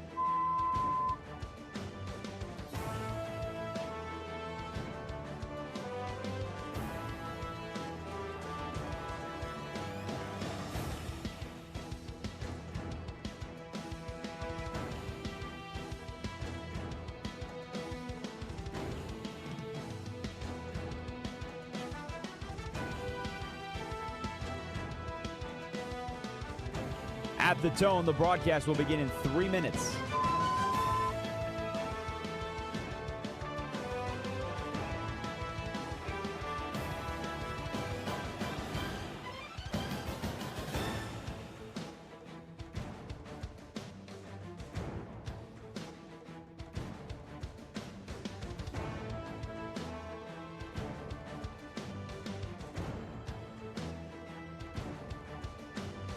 At the tone, the broadcast will begin in 2 minutes, 30 seconds.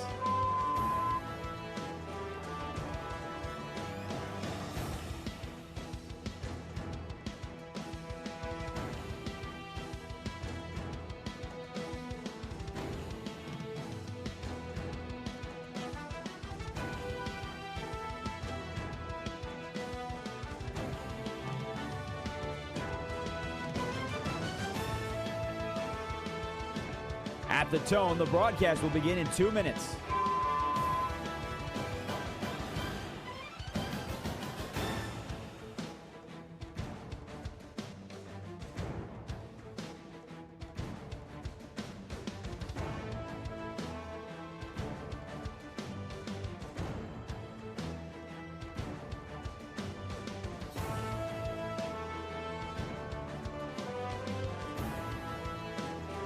At the tone, the broadcast will begin in 1 minute, 30 seconds.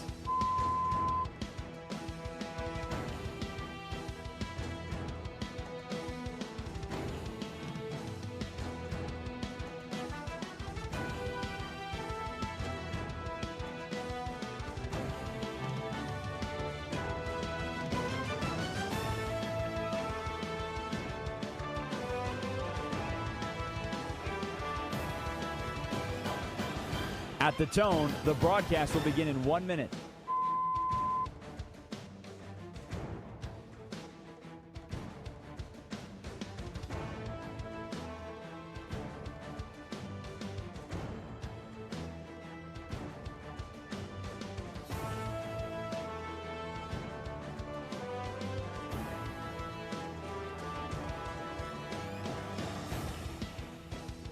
Stations, this is your final time check. At the tone, the broadcast will begin in 30 seconds.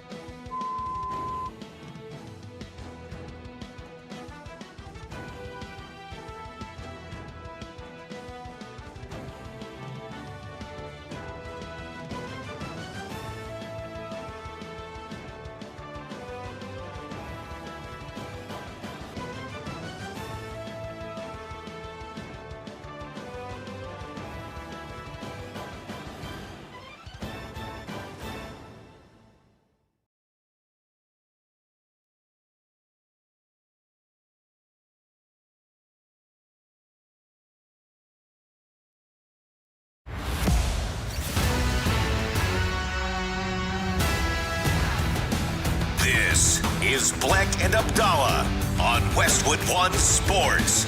Here's Chris Bleck and Adam Abdalla. That's right, Bleck and Abdalla here on Westwood One Sports, the Westwood One Sports app, Sirius XM Channel 375, all of our great radio affiliates around the country. I'm Chris Bleck along with Adam Abdalla on the air until 3 Eastern, live from Chicago until 3 Eastern, and then Jim Rome will take over right here on Westwood One Sports. You can call or text the show at 310-840-4910. We're reacting to night one of the NBA draft.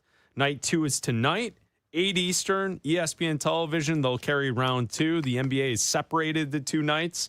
I don't really get why. I understand television executives want to create events to showcase, but I don't think the second round of the NBA draft is something that people are really clamoring to tune into this evening.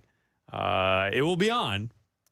I guess some people will watch it, but I think the marquee event was last night, the first round. I never had a problem with the overall NBA draft night going late into the night just to get the second round over with, because in a lot of situations, the second round picks usually are players that don't pan out. Yeah, you can find great players there and usable players and starting players and role players on your team, and it helps build your franchise. But it's not what we saw last night with the marquee names at the top. Look, it goes so fast that usually you're just breaking down what happened in the first round. You're getting a lot of trades. You're getting a lot of movement that it just flies around so fast that you barely kind of even notice, that the actual picks are happening and that kind of things. And that's when you're talking to the first rounders that were drafted and catching up on everything. And I feel like you're not going to get a lot of that tonight. And so it's just going to be a lot of recaps, and maybe you're going to get more of a focus on the second round guys. But like you said, I just don't think you're going to get the viewership that ESPN thinks that they're going to get for the second night of a draft. Now, in the past, I don't recall it being this, but tonight it will be 4 minutes per pick. I think in the second round more time. I think so too. I felt like in the past it was under that. Now 5 minutes for the first round. That's always been the case. I'm pretty sure, because last night felt like it went at the correct pace of the evening. But yeah, according to this, they went from 2 minutes to 4 minutes. Okay, I thought it was 2 minutes. Yeah, I thought it was a lot quicker. Like, it went so fast before. So, it was like an hour. Man, and I was gonna say towards the end of the first round last night, like it kind of felt like let's move this on. Dude, like, yesterday's when we got to the end of the first round, that was rough. Slog. That was rough. It was rough. And so think about tonight. You got the same crew working tonight's second round with 4 minutes in between each pick. I'm not watching. Abdalla's already out. I'm not watching. He's out. Don't expect I will say at the top of the board, though, what we talked about yesterday here on the show leading into the NBA draft was there are 4 great players at the top. And wherever they go, I think it doesn't really mean that that player won't live up to their potential if they land there. But the way the board fell last night, I think sets these 4 players up to reach their potential. Number 1, A.J. Debonsa goes to the Washington Wizards. I think this is a great fit for Washington. They finally have their star. The last time they picked number 1 overall in 2010, they selected John Wall. I expect more out of Debonsa than what we even saw from John Wall. So the Wizards are in a spot. They have the worst record in the league, and now they add a player who I think athletically – he has the ability to get to the rim at any moment. He can get to his shots wherever he's at. We saw him in college at BYU play great. We saw him in the tournament. He was outstanding. I think Debonsa was the best player in this draft, and the Wizards landed him at number 1. Yeah, I think it was a no-brainer for them to do this. Don't mess around with any trades. Don't mess around with trying to move down and try to trade with Utah. Just go and pick the best player. That was the number 1 pick, and A.J. Debonsa is the ready-made player to start right away. Besides him, and I think Cam Boozer are the guys that you can just plug into a team right now, and they're ready to play day one. And I think with him, like you said, he's ideally going to be better than John Wall, and he's just got such a high upside, such a great work ethic. He was so exciting to watch in the tournament and throughout the season last year. And I think he comes in, and I think he's going to be a great addition to this team and something that Washington can really look forward to when he comes in and starts playing for this team. Now, an interesting prospect who went second overall, Darren Peterson. The questions about his want to, the off-the-court stuff, the cramping issues, maybe he's a different type of personality.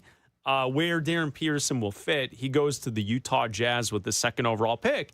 And I think this is a great fit as well. I think Peterson with the Jazz makes a lot of sense. He is worthy of being the second pick overall. I don't think teams need to overthink this and really worry too much about what transpired at Kansas last season with him pulling himself out of games early or maybe not completing games because of cramping issues.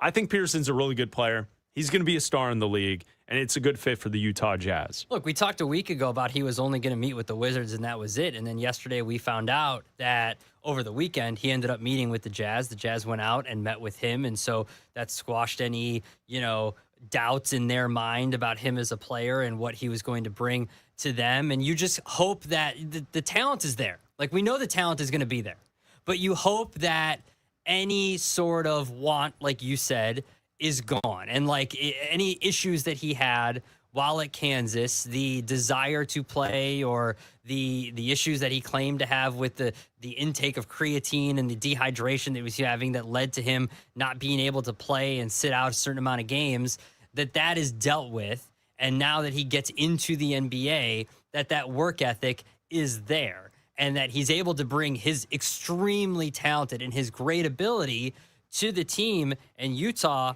has a team. And like you said, like Kansas is a team where there's a lot of focus and a lot of tension. There's a ton of focus on a great program that is Kansas. Utah, they're kind of out there on their own, right? Like they're not New York, they're not Boston, they're not LA, they're not Chicago. Like they're not a major market. They're not a team that everybody focuses on. He can kind of go out there and do his own thing and be a star out there and be the guy and not have all of the attention that he was getting at Kansas.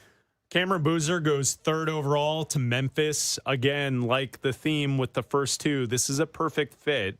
What they needed for the Memphis Grizzlies was someone who could come in and immediately stabilize the franchise and be the face of the franchise. I'm not expecting Ja Morant to be there at the start of next season. So now you have your guy, Cameron Boozer, who is a player. His father was an all-star in the NBA. He knows how to carry himself as a professional, and he is just entering that level of life. We've seen it at Duke. He's a winner at every single level. I'm guessing he'll show up to the NBA and give you 20 and 10 from the start. He's going to be a great player for the Memphis Grizzlies, and I think once again, like the top two picks in the NBA draft, this is also a perfect fit. Cam Boozer going to Memphis. Like I said about Debonsa, he's, with Boozer, he's probably the second guy that's ready-made day one to come in and the most NBA ready right away. Having, his dad obviously play in Carlos Boozer for a long time. He knows what to expect coming into the league and isn't going to be, shying away from any of that spotlight or anything like that. Obviously playing from Duke, you're under the spotlight for a while, but what he's able to do, and bringing you instant points, instant defense, all that kind of stuff. He's automatically going to be good and automatically going to bring you 20 points a night, rebounds, all that kind of stuff. He should fit right in with what Memphis needs. They need that right away. They need that big body, so he should be able to do that right away. I think it's a great pick. I think him, not necessarily falling. I mean, I don't think there was a debate with Peterson or Boozer with the Jazz, but I think him going to Memphis is great. 4-player draft, and the fourth player at the top of the board, Caleb Wilson, goes to the Chicago Bulls, 4th overall. I think this fit makes a lot of sense. The Bulls finally have a player that they can point to as a possible guy that be the star to take this team to the next level. They've been searching for that ever since the Derrick Rose era about 10 years ago, for a guy to be the star of the franchise. And Caleb Wilson is going to be that player. He's awesome around the rim. He can put his back to the basket in the post. He can also shoot it a little from the outside. It's something he has to work on. But defensively and also in the open court, Caleb Wilson will be a star. So like the three that were selected ahead of him, Debonsa, Peterson, Boozer, Caleb Wilson, a perfect fit for the Chicago Bulls at 4. Highest upside of any of the top 4 guys, right? Like maybe the least NBA ready out of the 4, but highest amount of upside that you could get out of the 4. He could easily be the best out of the 4 if he pans out. He's got to, get in and work on a lot of the stuff. Like you mentioned, the 3-point shooting has to be worked on a lot, but his defense is there. His other shooting is there. His ability around the rim is there, but he's got to work on the 3-point shooting. The Bulls are young. There's really no expectations around this team right now, so they've got a lot of time to work on that, but he's got the potential to be the next main star in Chicago coming into this team right now for sure. Yeah, and I think stepping on the court day one, Caleb Wilson is the best player on the Chicago Bulls. He is. And I think he will prove it in this upcoming season. I know there's a couple of other players that would probably argue with that. Matas Buzelis, a young player. Josh Giddey is a really good player. The Bulls don't have anything like Caleb Wilson. So I think the kid's going to show up in the city of Chicago and be a star from day one. It's Bleck Abdalla here on Westwood One Sports and the Westwood One Sports app, recapping night one of the NBA draft. Only 2 other thoughts I had for you on night one. Keaton Wagler going 5 to the Clippers. That to me is a huge boomer bust pick. I could see it going both ways. I could see Wagler being great for the Clippers. I could also see his game not necessarily translating to the next level, and it being something where we saw him in the tournament be outstanding with Illinois, getting all the way to the Final Four. And then in reality, he's not a player that should be drafted 5th overall. I think it's a very boomer bust move for the Clips. And then also the fact that Darius Acuff fell to 7 in the Sacramento Kings, this is what the Kings needed. This is a player who should have been selected higher, who has a motor, who gets after it, who can score the basketball, who just dominates games on the offensive end in every aspect. He can get to the rim. He can shoot from the outside. He's aggressive. This is what the Kings needed. Finally, the Sacramento Kings land a player that they can look at and say, this guy is going to be our star of the future. And at some point, Darius Acuff is going to take the Kings to the playoffs. Yeah, I think those are two things that are worth noting. I also noticed the one other takeaway that I have is at number 12, the Oklahoma City Thunder went and we need a guy to stop Wembanyama. So let's go get the guy. He's 7'3". Get him. Get that guy. Yeah. And they did. And of course, a team in the Western Conference Finals has the 12th overall pick. That's fair. But don't trade with the Clippers. Exactly. No, I'm not. Mara from Michigan, the center, who's 7'3", goes to Oklahoma City. Exactly. And that's exactly, they need a Wemby stopper, and that's what they try to get. Don't know if he's going to be that, but that's what they try to get. And that's what, are the Thunder just going to get all the guys that are gigantic? They're just going to draft all the tall dudes? I would say the other, the one other factoid that I saw from last night that I thought was just funny was, did you see Joe Lacob and Mike Dunleavy essentially arguing in the draft war room before they made the pick of Yaxel Lundenborg? No, I didn't see that. There's video, that. There's video of them having a strong discussion. Is this like a McVay anger situation? There were speaks going on. And so there's a lot of people out there being like, the toughest part about being a GM in the NBA is listening to your millionaire owner try and tell you what to do type of thing. Oh, no. Or your billionaire owner tell you what to do. The fact, though, that I wanted to bring up is Yaxel Lundenborg is older than Kuminga. Oh, Jonathan Kuminga, who's traded in this last, look at the video. We have the video up on our YouTube, Bleck Abdalla show. We have the video up there, and it's ESPN cut to the war room footage at the Warriors facility, and it looks like Joe Lacob and Dunleavy were arguing before the pick was put in. Maybe they're arguing over what pizza to order. No, I don't think that's the case. It's a long night. So, light years. That's Lacob's thing. He said that the Warriors are light years ahead of the rest of the league. Man, it's a long night. It's a long night, okay? Yeah, well, I think ever since he said that, they've gotten one championship and they've missed the playoffs twice as many times as they've gotten to the playoffs. Light years of missing the playoffs, isn't it? But yeah, the fact is, Lundenborg, who they just got from Michigan, he's older than Jonathan Kuminga, who they traded in this last season. That's interesting, yeah. I didn't know that. It's a useless fact. It is. Of the NBA draft. It is. I love the NBA draft. Very useless. I don't know if I'm going to go with Abdalla and just completely tune out tonight, but you know what we do have tonight is a lot of soccer. Hey! I believe the next couple of days, there are 6 matches every single day until we get to Sunday, and then the knockout round will start on Sunday. So you get 6 matches each and every day of the World Cup. And here on the Bleck Abdalla Show, as we celebrate the World Cup, we have a segment called the World Cup of Soup. No soup for you. Bleck and Abdalla's World Cup of Soup. Soup is good food. Adam Abdalla has been taste testing soups from each group throughout group stage of the World Cup. He goes to a group, he picks a country in the group, and he taste tests a soup. And so far to this point, he has tasted many of soups. And now it's today's version of the World Cup of Soup. Where are we at today? I had to go off camera for that. Did you see me? I had to go all the way over. Yeah, you were like presenting an entire meal. What is that? You've got stuff that you've got in a box. You got to show this on camera. Don't do that off in the corner. All right, so today what are you doing? I've gone through groups A, B, C, D, E, F, G, H. Okay. I skipped I and J. Okay. If you're an alphabet aficionado. Yes. Yesterday, if you like letters. We were in Group K with Colombia. Okay. And today we go to Group L. L. Okay. Is England, Ghana, Panama, and Croatia. I'm pretty sure that is the group of death this go around at the World Cup. It's pretty good. That's probably the best group. It's pretty good, yeah. Okay. And considering that Ghana should have had a penalty kick yesterday, I went with Ghana today. Oh, you got a Ghanaian soup? Ghanaian. There's no Z.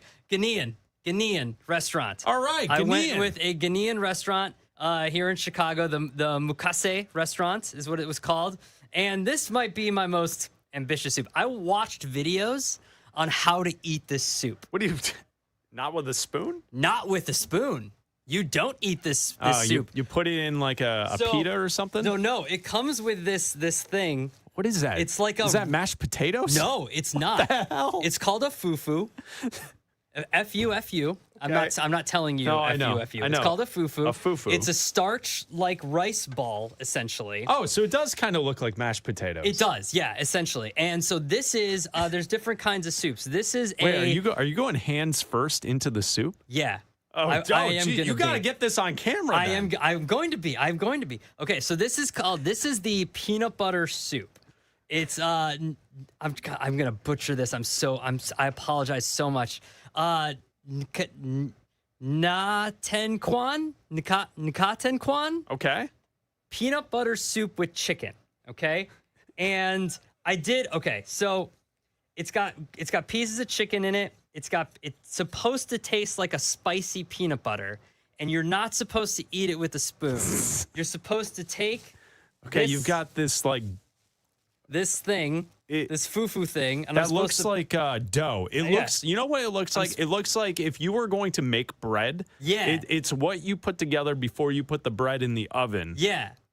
But the consistency of that, it's like Play-Doh. It's almost like Play-Doh. I was going to say. It looks like Play-Doh. It's almost like Play-Doh. So I watched videos on how to do this, okay? So I'm supposed to break off a piece of it like that, and I'm supposed to just like dip.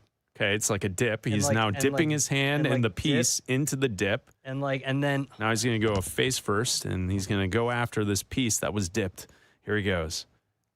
He takes a bite. Now, he had some dripping on his chin. Oh, no. Oh, man, that's spicy. Dripping on the chin. That's spicy. Oh, really? That's really good. It doesn't taste anything like peanut butter. Oh, well, how do you know how peanut butter tastes over there? I'm being told you need to move over to your left a little so people can see you. Okay. Yes. All right, you're hiding in the corner I'm going with in for another dip. That's really spicy. Your soup from Ghana. The spicy soup. That's really good. And you're dipping the piece of fufu into the soup. So you're supposed to like mash it down and put like your thumb into it? Yeah, you're putting your thumb into that. I'm supposed to mash it down and put like a little thumbprint in it? You're mashing and putting a thumb in there. I'm going to try to get a piece of chicken. I am going to use the spoon. Okay, I'm going to use the spoon just to get a piece of chicken. Because you're an American. You're going to use a spoon. Just to get a piece of chicken on there, okay? That is dripping all over the place. No, it's not. It's not dripping all over the place. Don't act like I'm making a mess, okay? I'm not making a mess in the fine he's studios making here. a mess. We're going to get reported for the mess. Okay. All right, what do you have? That's really good. Yeah? Okay, I do kind of taste the peanut butter on the chicken now. Hey, Abdalla, can you hold it up so we can see it? Yeah, can you show people? Can't really they want to see. We'll just kind of see you dipping something. Okay, so hold on. Abdalla was never great at show and tell, Raj. Like literally his hands are cropped up. I know. I've tried to tell him. Okay, so I tried to tell him. Okay, now he's there. He's trying to do it on camera now. There we go. So I got the fufu. For the millions of people watching our YouTube stream. I got the chicken. I got a piece of chicken in the fufu. Yep. In the soup, the nikatenkwan. When I got this yesterday, I went and picked this up yesterday. The lady in the place goes, "This for you?" And I go, "Yeah." She goes, "Okay."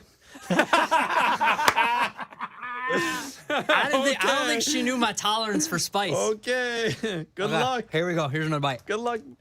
And Abdalla, as you're chewing, you said you tasted no peanut butter. You led with peanut butter, but you don't taste peanut butter. Yeah. It's called the peanut butter soup. When you order it, well, you click the thing that said peanut butter. And I looked up. There's 3 different kinds of soup. Okay. You got a rating? All right. We're very late. I'm sorry. Okay. This is a really good soup. This is up there. This is up there. This is good. The spice is good. I got a little bit of hint of the peanut butter in the chicken. I love the fufu. I love me a fufu. And you're putting your thumb in. I feel like pretty soon people are going to put fufus on the back of their backpacks like Labubus. Pretty soon. All right. It's going to catch on. This is really good. I love it. I love that it's something new that I tried. I've never had it before. We're going to go pretty high on this one. This is something that I would get again, maybe 4.7. 4.7. No, Wow. 4.7. Bleck and Abdalla's Wow. World 4.7 Cup for of Ghana. Soup. Soup is good Wow. food. 4.7 for Ghana. 4.7. Wow. All right. World Cup of Soup.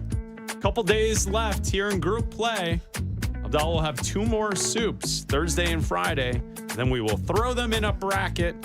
And we will declare a winner of the World Cup of Soup here on Bleck and Abdalla, Westwood One Sports, and the Westwood One Sports app. I feel like my stomach's going to foo-foo later either, though. The NBA draft was last night. I was thinking, in regards to football, over the last 26 years, since 2000, who was the best number 1 pick in the NFL? We'll talk about that coming up next. International soccer is taking over the U.S., and only DraftKings has you fully covered. The DraftKings Sports app is now available in all 50 states with all the matches you love all in one place with one app. New DraftKings customers sign up with code BNA26 and spend $5 to get $200 in rewards within 21 days. That's code BNA26 for Bleck and Abdalla 26 in partnership with DraftKings. The crown is yours. Bet with DK Sportsbook. Gambling problem? Call 1-800-GAMBLER. 1-800-MY-RESET. New York, call 877-8-HOPE-NY. Text HOPE-NY. Connecticut, call 888-789-7777. Visit ccpg.org on behalf of Boot Hill Casino in Kansas. Bet tax pass-through may apply in Illinois. 21 plus, void in Ontario. Event contract trading with DraftKings predictions involve risk of loss. Sportsbook's bonus bets expire in 7 days. $50 in predictions dollars issued weekly for 3 weeks, expire in 1 year. Redeem one non-withdrawable reward. Availability varies. Predictions offer void in New York. Ends June 28th. Terms at dkng.co/audio.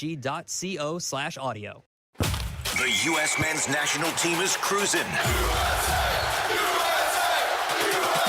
They've clinched first place in Group D. Can they finish group play 3-0? U.S. versus Turkey. Tomorrow night, Westwood One Sports.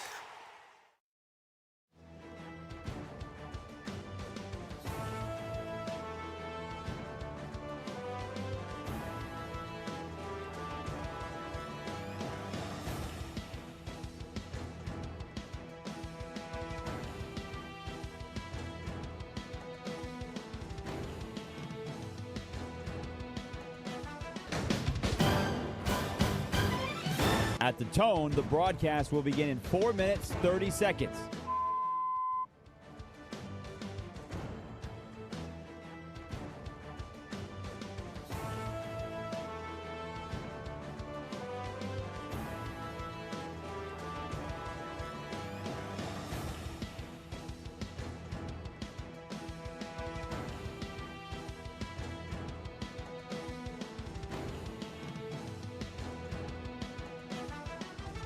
At the tone, the broadcast will begin in 4 minutes.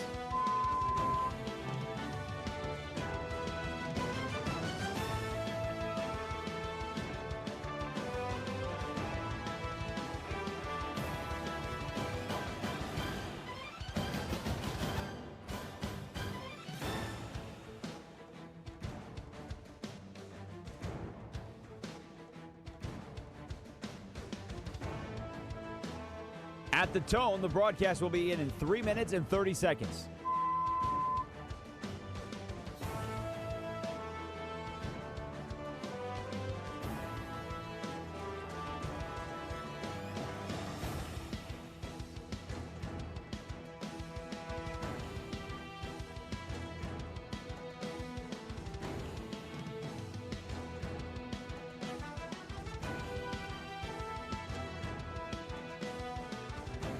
At the tone, the broadcast will begin in 3 minutes.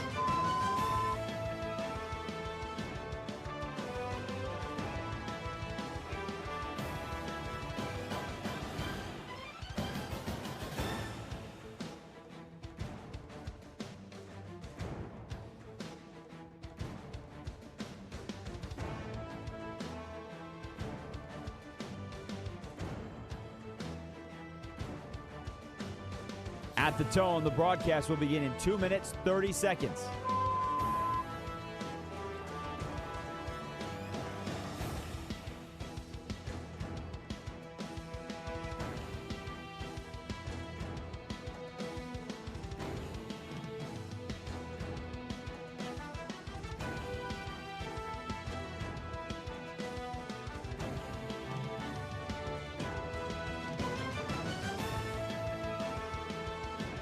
At the tone, the broadcast will begin in 2 minutes.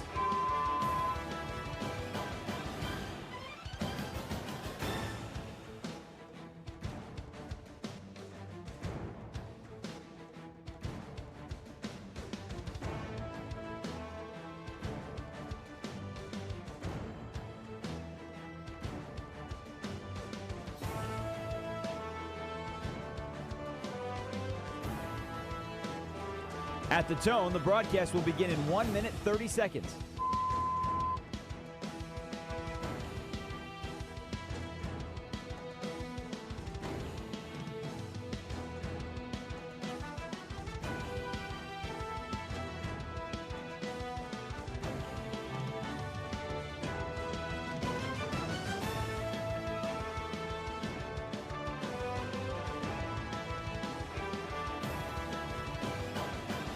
At the tone, the broadcast will begin in 1 minute.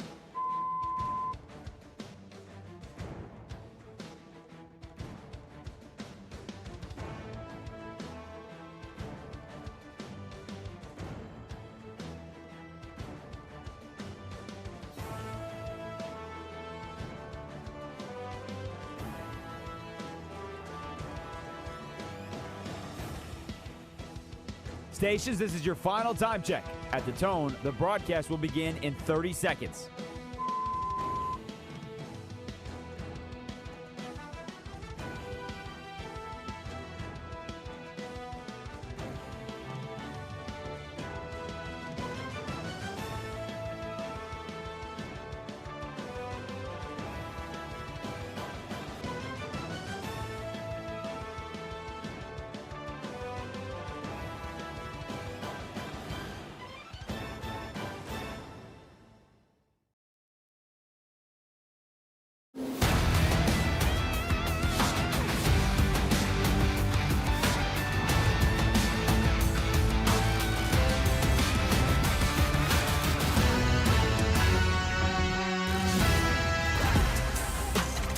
This is Bleck and Abdalla on Westwood One Sports.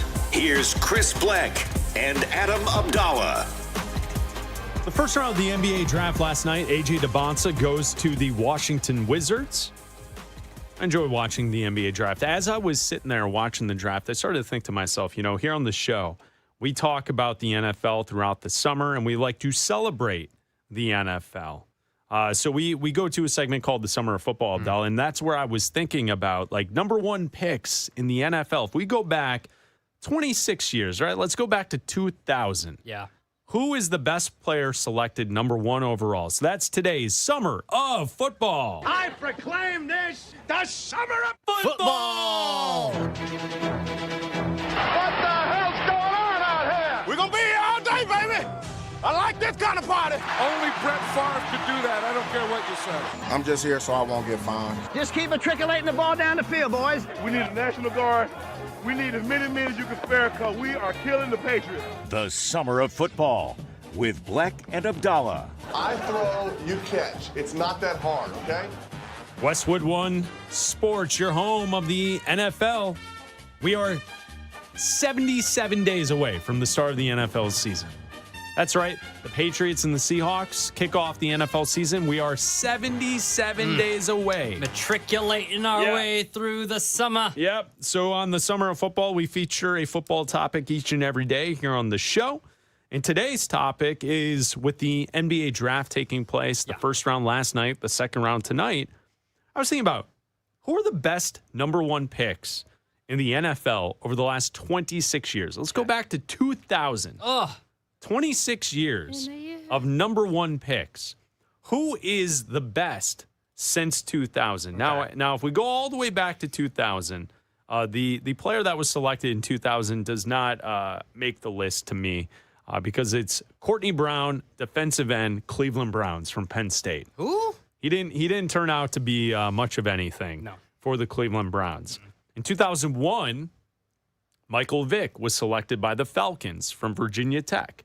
That was a pretty good pick. Pretty good. Vic was pretty good for a long time. Pretty good. So as I scan through the list, do you want the full list and then we'll backtrack and go through? Absolutely. I can give you the full list. No, I don't need all 26. Raj, you want the full list? I don't need all 26 of them. I've got the full list here. I don't need all 26. We don't have time for that. 2002, David Carr selected by Houston from Fresno State. 2007, Jamarcus Russell. 2008, Jake Long. I get it. Okay. I have three for you. Okay, three names that jump out at you. I have three names that last jump 26 years. Two of them are still playing. Are still playing. I can guess who those two are. And one of them is a man. What could have been? Oh, interesting. Okay. Matthew Stafford in 2009. Okay, Stafford, 2009 from Georgia, goes to the Lions, first overall. Myles Garrett. Yep. 2017. He was the other one on my list. Myles Garrett, 2017 from Texas A&M, goes to Cleveland. And man, what could have been with Andrew Luck? Oh, okay, Andrew Luck. What could have been first of all, if he could have stayed healthy, and if he wouldn't have retired suddenly right before a preseason game against the Chicago Bears. Like, what could have been with Andrew Luck because of just how good of a player he was coming out of college, and the problem with him is that he just couldn't stay healthy. He could not stay healthy. But those are the three for me. Okay. Based off this list. There are a couple, but the other one, like, I give it to Stafford. He's won MVP. He's won a Super Bowl, so that's why I give it to it. Myles Garrett is obviously the best defensive player on this list. I can probably give you better quarterbacks. Sure. But they haven't won yet. Like, right. Burrow hasn't won yet. So Andrew Luck was 2012. Stanford goes to the Colts. Mm-hmm. Some of the other names that I would put in the category, if we're going to pick out the best number one pick since 2000, I think you make a great point pointing out to Stafford. I would agree with Myles Garrett. I think Joe Burrow needs to be pointed out. Yeah. 2020, selected by the Bengals from LSU. I think Trevor Lawrence is in the conversation. 21, Jacksonville. He was from Clemson. I think you could also make an argument that Caleb Williams will at some point be in this conversation. Bears quarterback from 2024 from USC. I mean, to be fair, Cam Newton from 2011, Carolina, selected out of Auburn. there's only one guy on here that has 2 Super Bowls. Eli Manning, 2004. I mean, let's. I think the list begins and Drafted ends. by the Chargers, but forced his way to the Giants out of Ole Miss. The list begins and ends with the guy with 2 rings. So you're going with Eli. Eli is number one on the list. He's got 2 rings. Last right? 26 seasons that Eli's the best number one pick selected. 2 rings, right? Don't do that. 2 rings. Hardware. Yeah, they did. They won 2, no doubt. Hardware. New York Football Giants. Yeah, I get it. Hardware. No, I mean, obviously he's not there. And the reason I didn't mention Burrow is because he hasn't won yet. And I realize Garrett hasn't won either. But, like, how can you not put Myles Garrett on there? Like, I think Joe Burrow's been, or not Joe Burrow. I think Trevor Lawrence is hasn't lived up to expectations yet. Well, yet. I think the best number one pick of the last 26 years is a 2-horse race between Myles Garrett and Matthew Stafford. Yes, yeah, for sure. For sure. Because you could argue that Myles Garrett is in the conversation of some of the all-time greatest defensive players we've ever seen play in the league. Absolutely. Matthew Stafford winning a Super Bowl. He is a lock Hall of Fame quarterback. I don't want to say that he's one of the best we've ever seen, but of the last 25 years, you could argue that he's one of the 2 or 3 best quarterbacks that we've seen.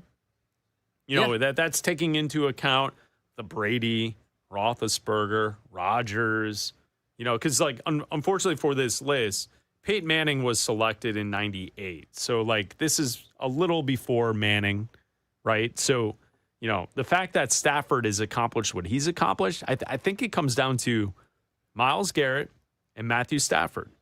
Yeah, I think so, too. I think those are the guys because I think for me, and I threw Luck in there because they did a bad job of protecting him in the Colts. And I'm trying to look.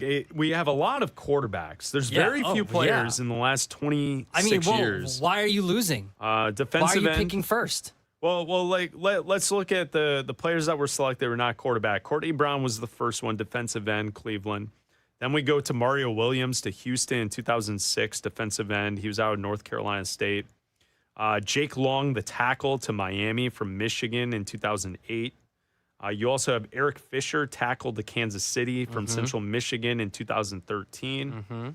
Myles Garrett, 2017.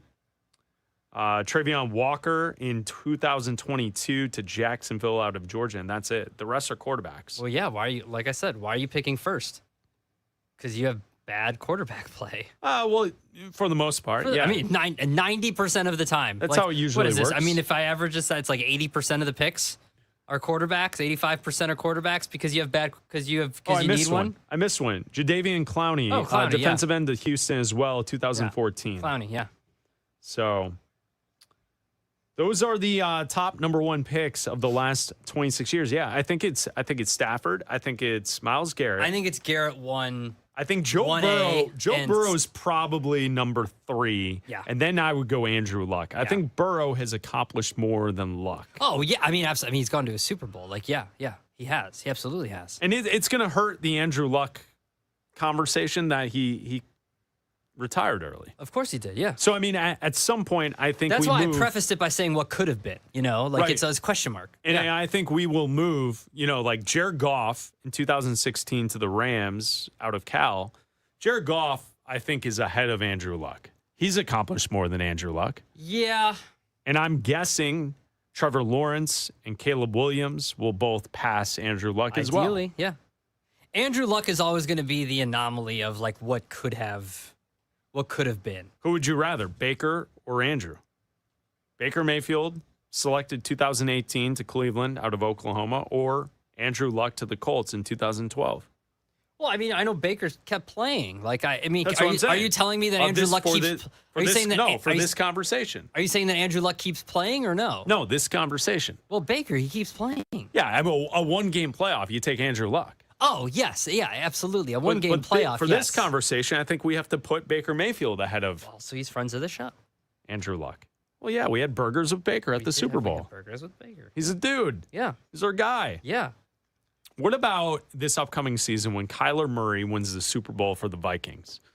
Where would you place Kyler on this list? What do you think about that, Abdalla? Where would you put Kyler Murray? After that, I'd probably put him behind. I'd probably put him just ahead of Trevor Lawrence. Just ahead of Trevor Lawrence, just ahead of Joe Burrow, but still behind Matthew Stafford and Myles Garrett. The look that you gave me when I said that when he wins the Super Bowl with the Vikings, the look that you gave. God. So there you go. There's the summer of football for today. The best number one picks in the NFL draft in the last 26 years. I think it's tough to debate between Stafford and Garrett. Right? Like, how do you is it because Stafford's won an MVP and he's won a Super Bowl that he goes 1 and Garrett's 2? Mm-hmm. Garrett's won Defensive Player of the Year, though. Yeah, They're never going to make a Defensive Player the MVP anymore. No. That's They're not going to be the case. They're not going to make. Their MVP is always going to be a quarterback. Offensive Player of the Year is always going to be the wide receiver or running back. And then Defensive Player of the Year that's where I mean, it could be MVP, but it's always going to be that's your defensive award. Let's see. Raj is asking, do we have a number one all-time number one pick? Raj, do you have a name that comes to mind that you asked the question? I'm super like biased. outside It's of the like Raj, like don't give us 1969, okay? Like No, I don't was go gonna there. go with Like, my is that two what you're asking guys. about? I mean, I'm going to go with my two guys, Manning and Elway. They're the best. okay, all right. Number one overall I pick. would say Elway is probably the right answer, right? I mean, Peyton Manning lived up to it all as well, but Yeah. Elway was certainly worthy of the number one pick. You could go Bruce Yeah, Smith, Troy Aikman, the Juice, Earl Campbell. I mean, these are some. Oh, other names, I thought you were talking about the other juice, 1969 OJ. I thought that's we what know you were. that's- I thought we know that's what that's- you were doing. I thought when know you said that's my Chris. guys. Well, I mean, it was a heck my of a running guy back, is OJ. okay? Heck It's of a running probably back. Troy Aikman. Really? Dude, how many Aikman? How many Super Bowls did he win? He won 3. Oh, they won 3. So that's the Eli Okay. Manning argument, basically. Troy Aikman. How many Super Bowls did he All right. win? How many All right. when it meant something? How many Pro Bowls was he in? 1, 2, 3, 4, 5, I mean, 6 yeah, Pro Bowls. I understand. Aikman's So credentials Aikman's are got great. 3. Elway and But Manning each Elway have was the 2. better quarterback. I understand he was. I'm not saying he wasn't. I'm not saying he wasn't. All but right. I'm going based on I know that Peyton Manning has more Pro Bowls, but I would say, you know what is kind of surprising looking back at the list of the history of number one picks in the NFL?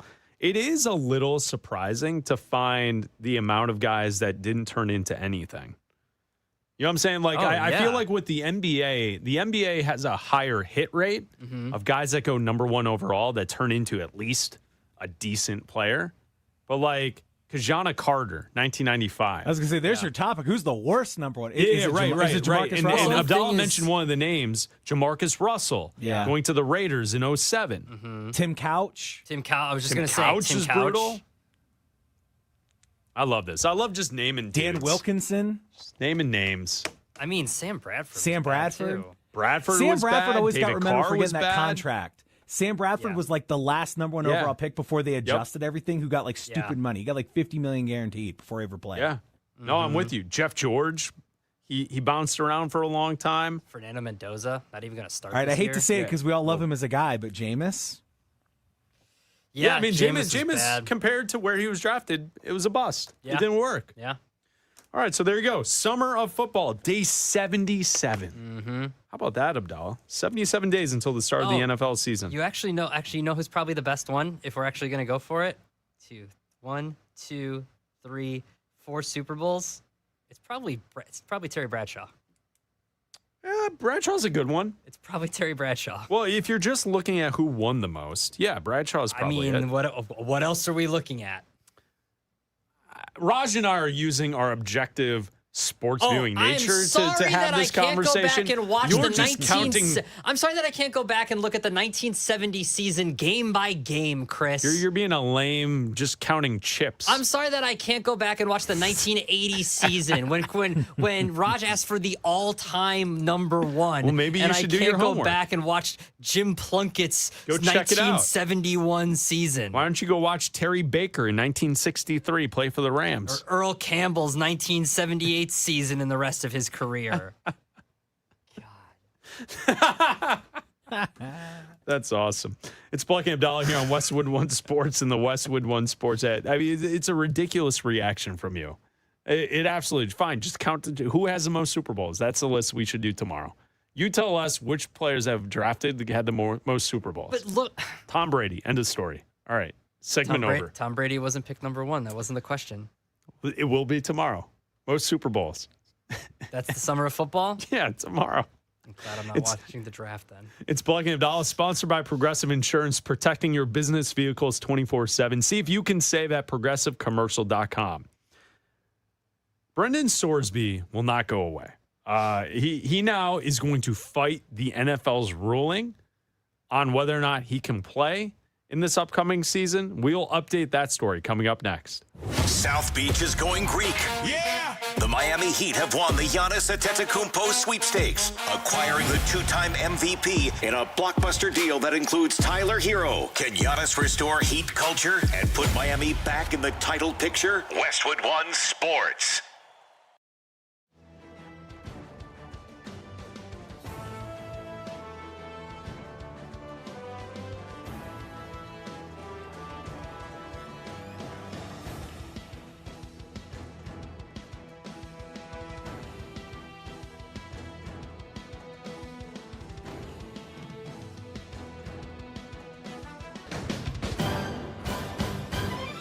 At the tone, the broadcast will begin in 4 minutes, 30 seconds.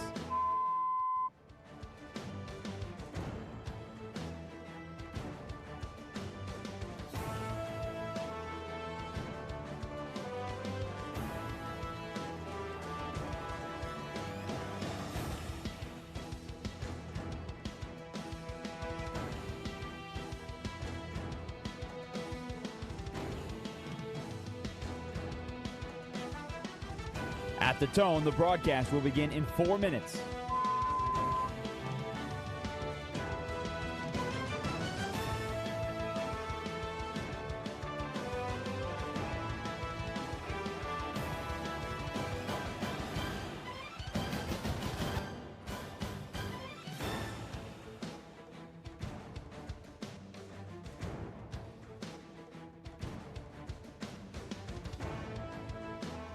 At the tone, the broadcast will begin in 3 minutes and 30 seconds.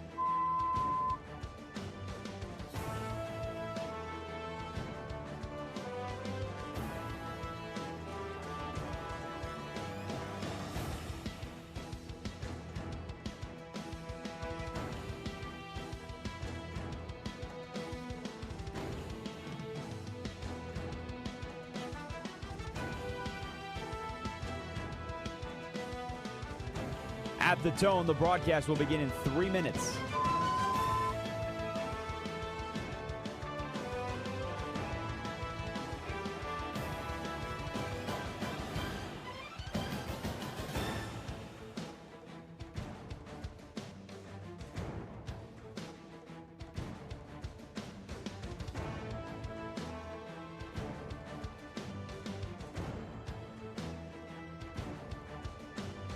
At the tone, the broadcast will begin in 2 minutes, 30 seconds.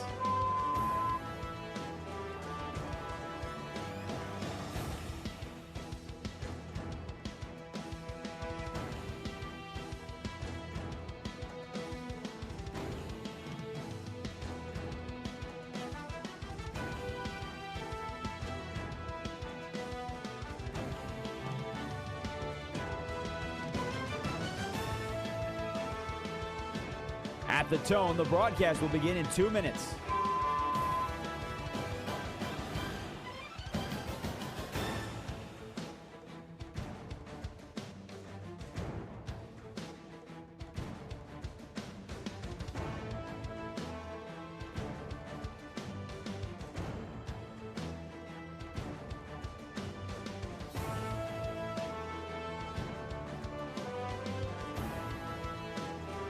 At the tone, the broadcast will begin in 1 minute, 30 seconds.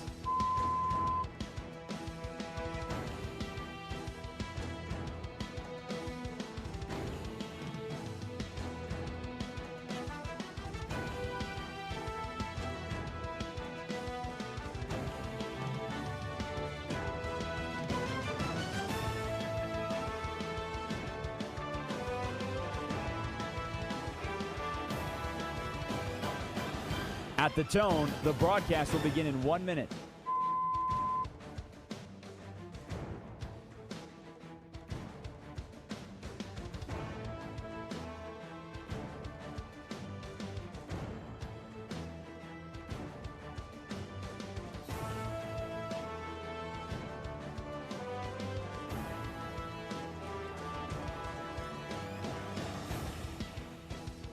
Stations, this is your final time check. At the tone, the broadcast will begin in 30 seconds.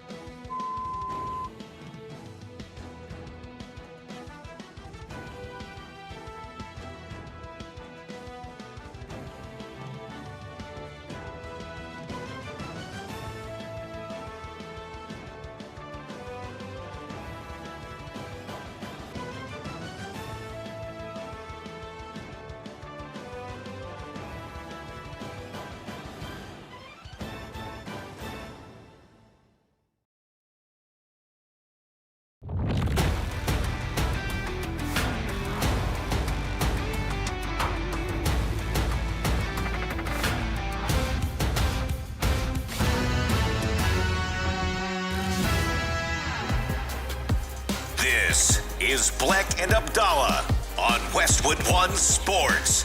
Here's Chris Bleck and Adam Abdalla.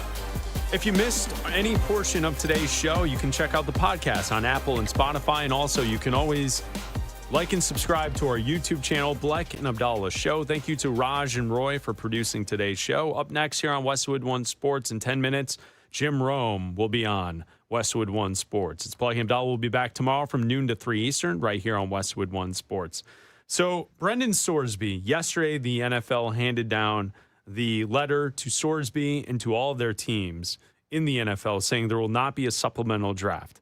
According to Sorsby's lawyer, the NFL never asked for information before he submitted to then join the supplemental draft, which the NFL said that they didn't have enough time to review his case.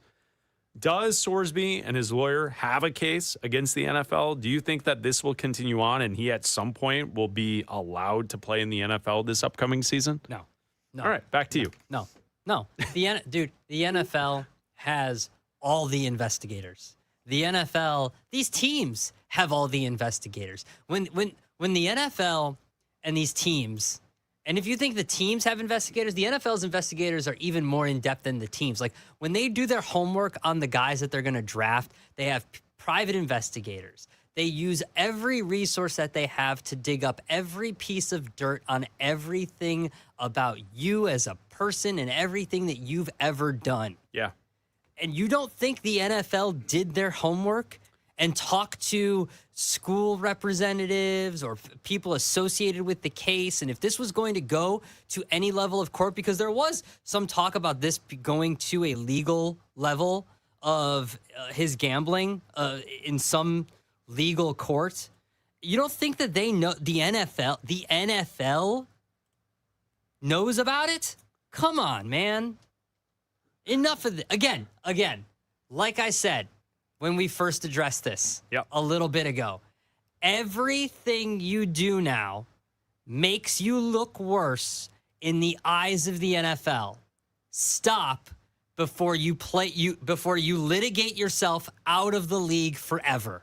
Yeah, I agree. He should just accept the fate and, continue to work on himself and to go that route and then get ready for the draft next year. You know what this is? This is New York garbage can lady. Oh, is it? It's the same thing to you? Yeah. It is because Chase Bank decided that New York garbage can lady. Because listen, Chase Bank decided that what she did meant that she couldn't work for them. The NFL is a company just like any other company in the world.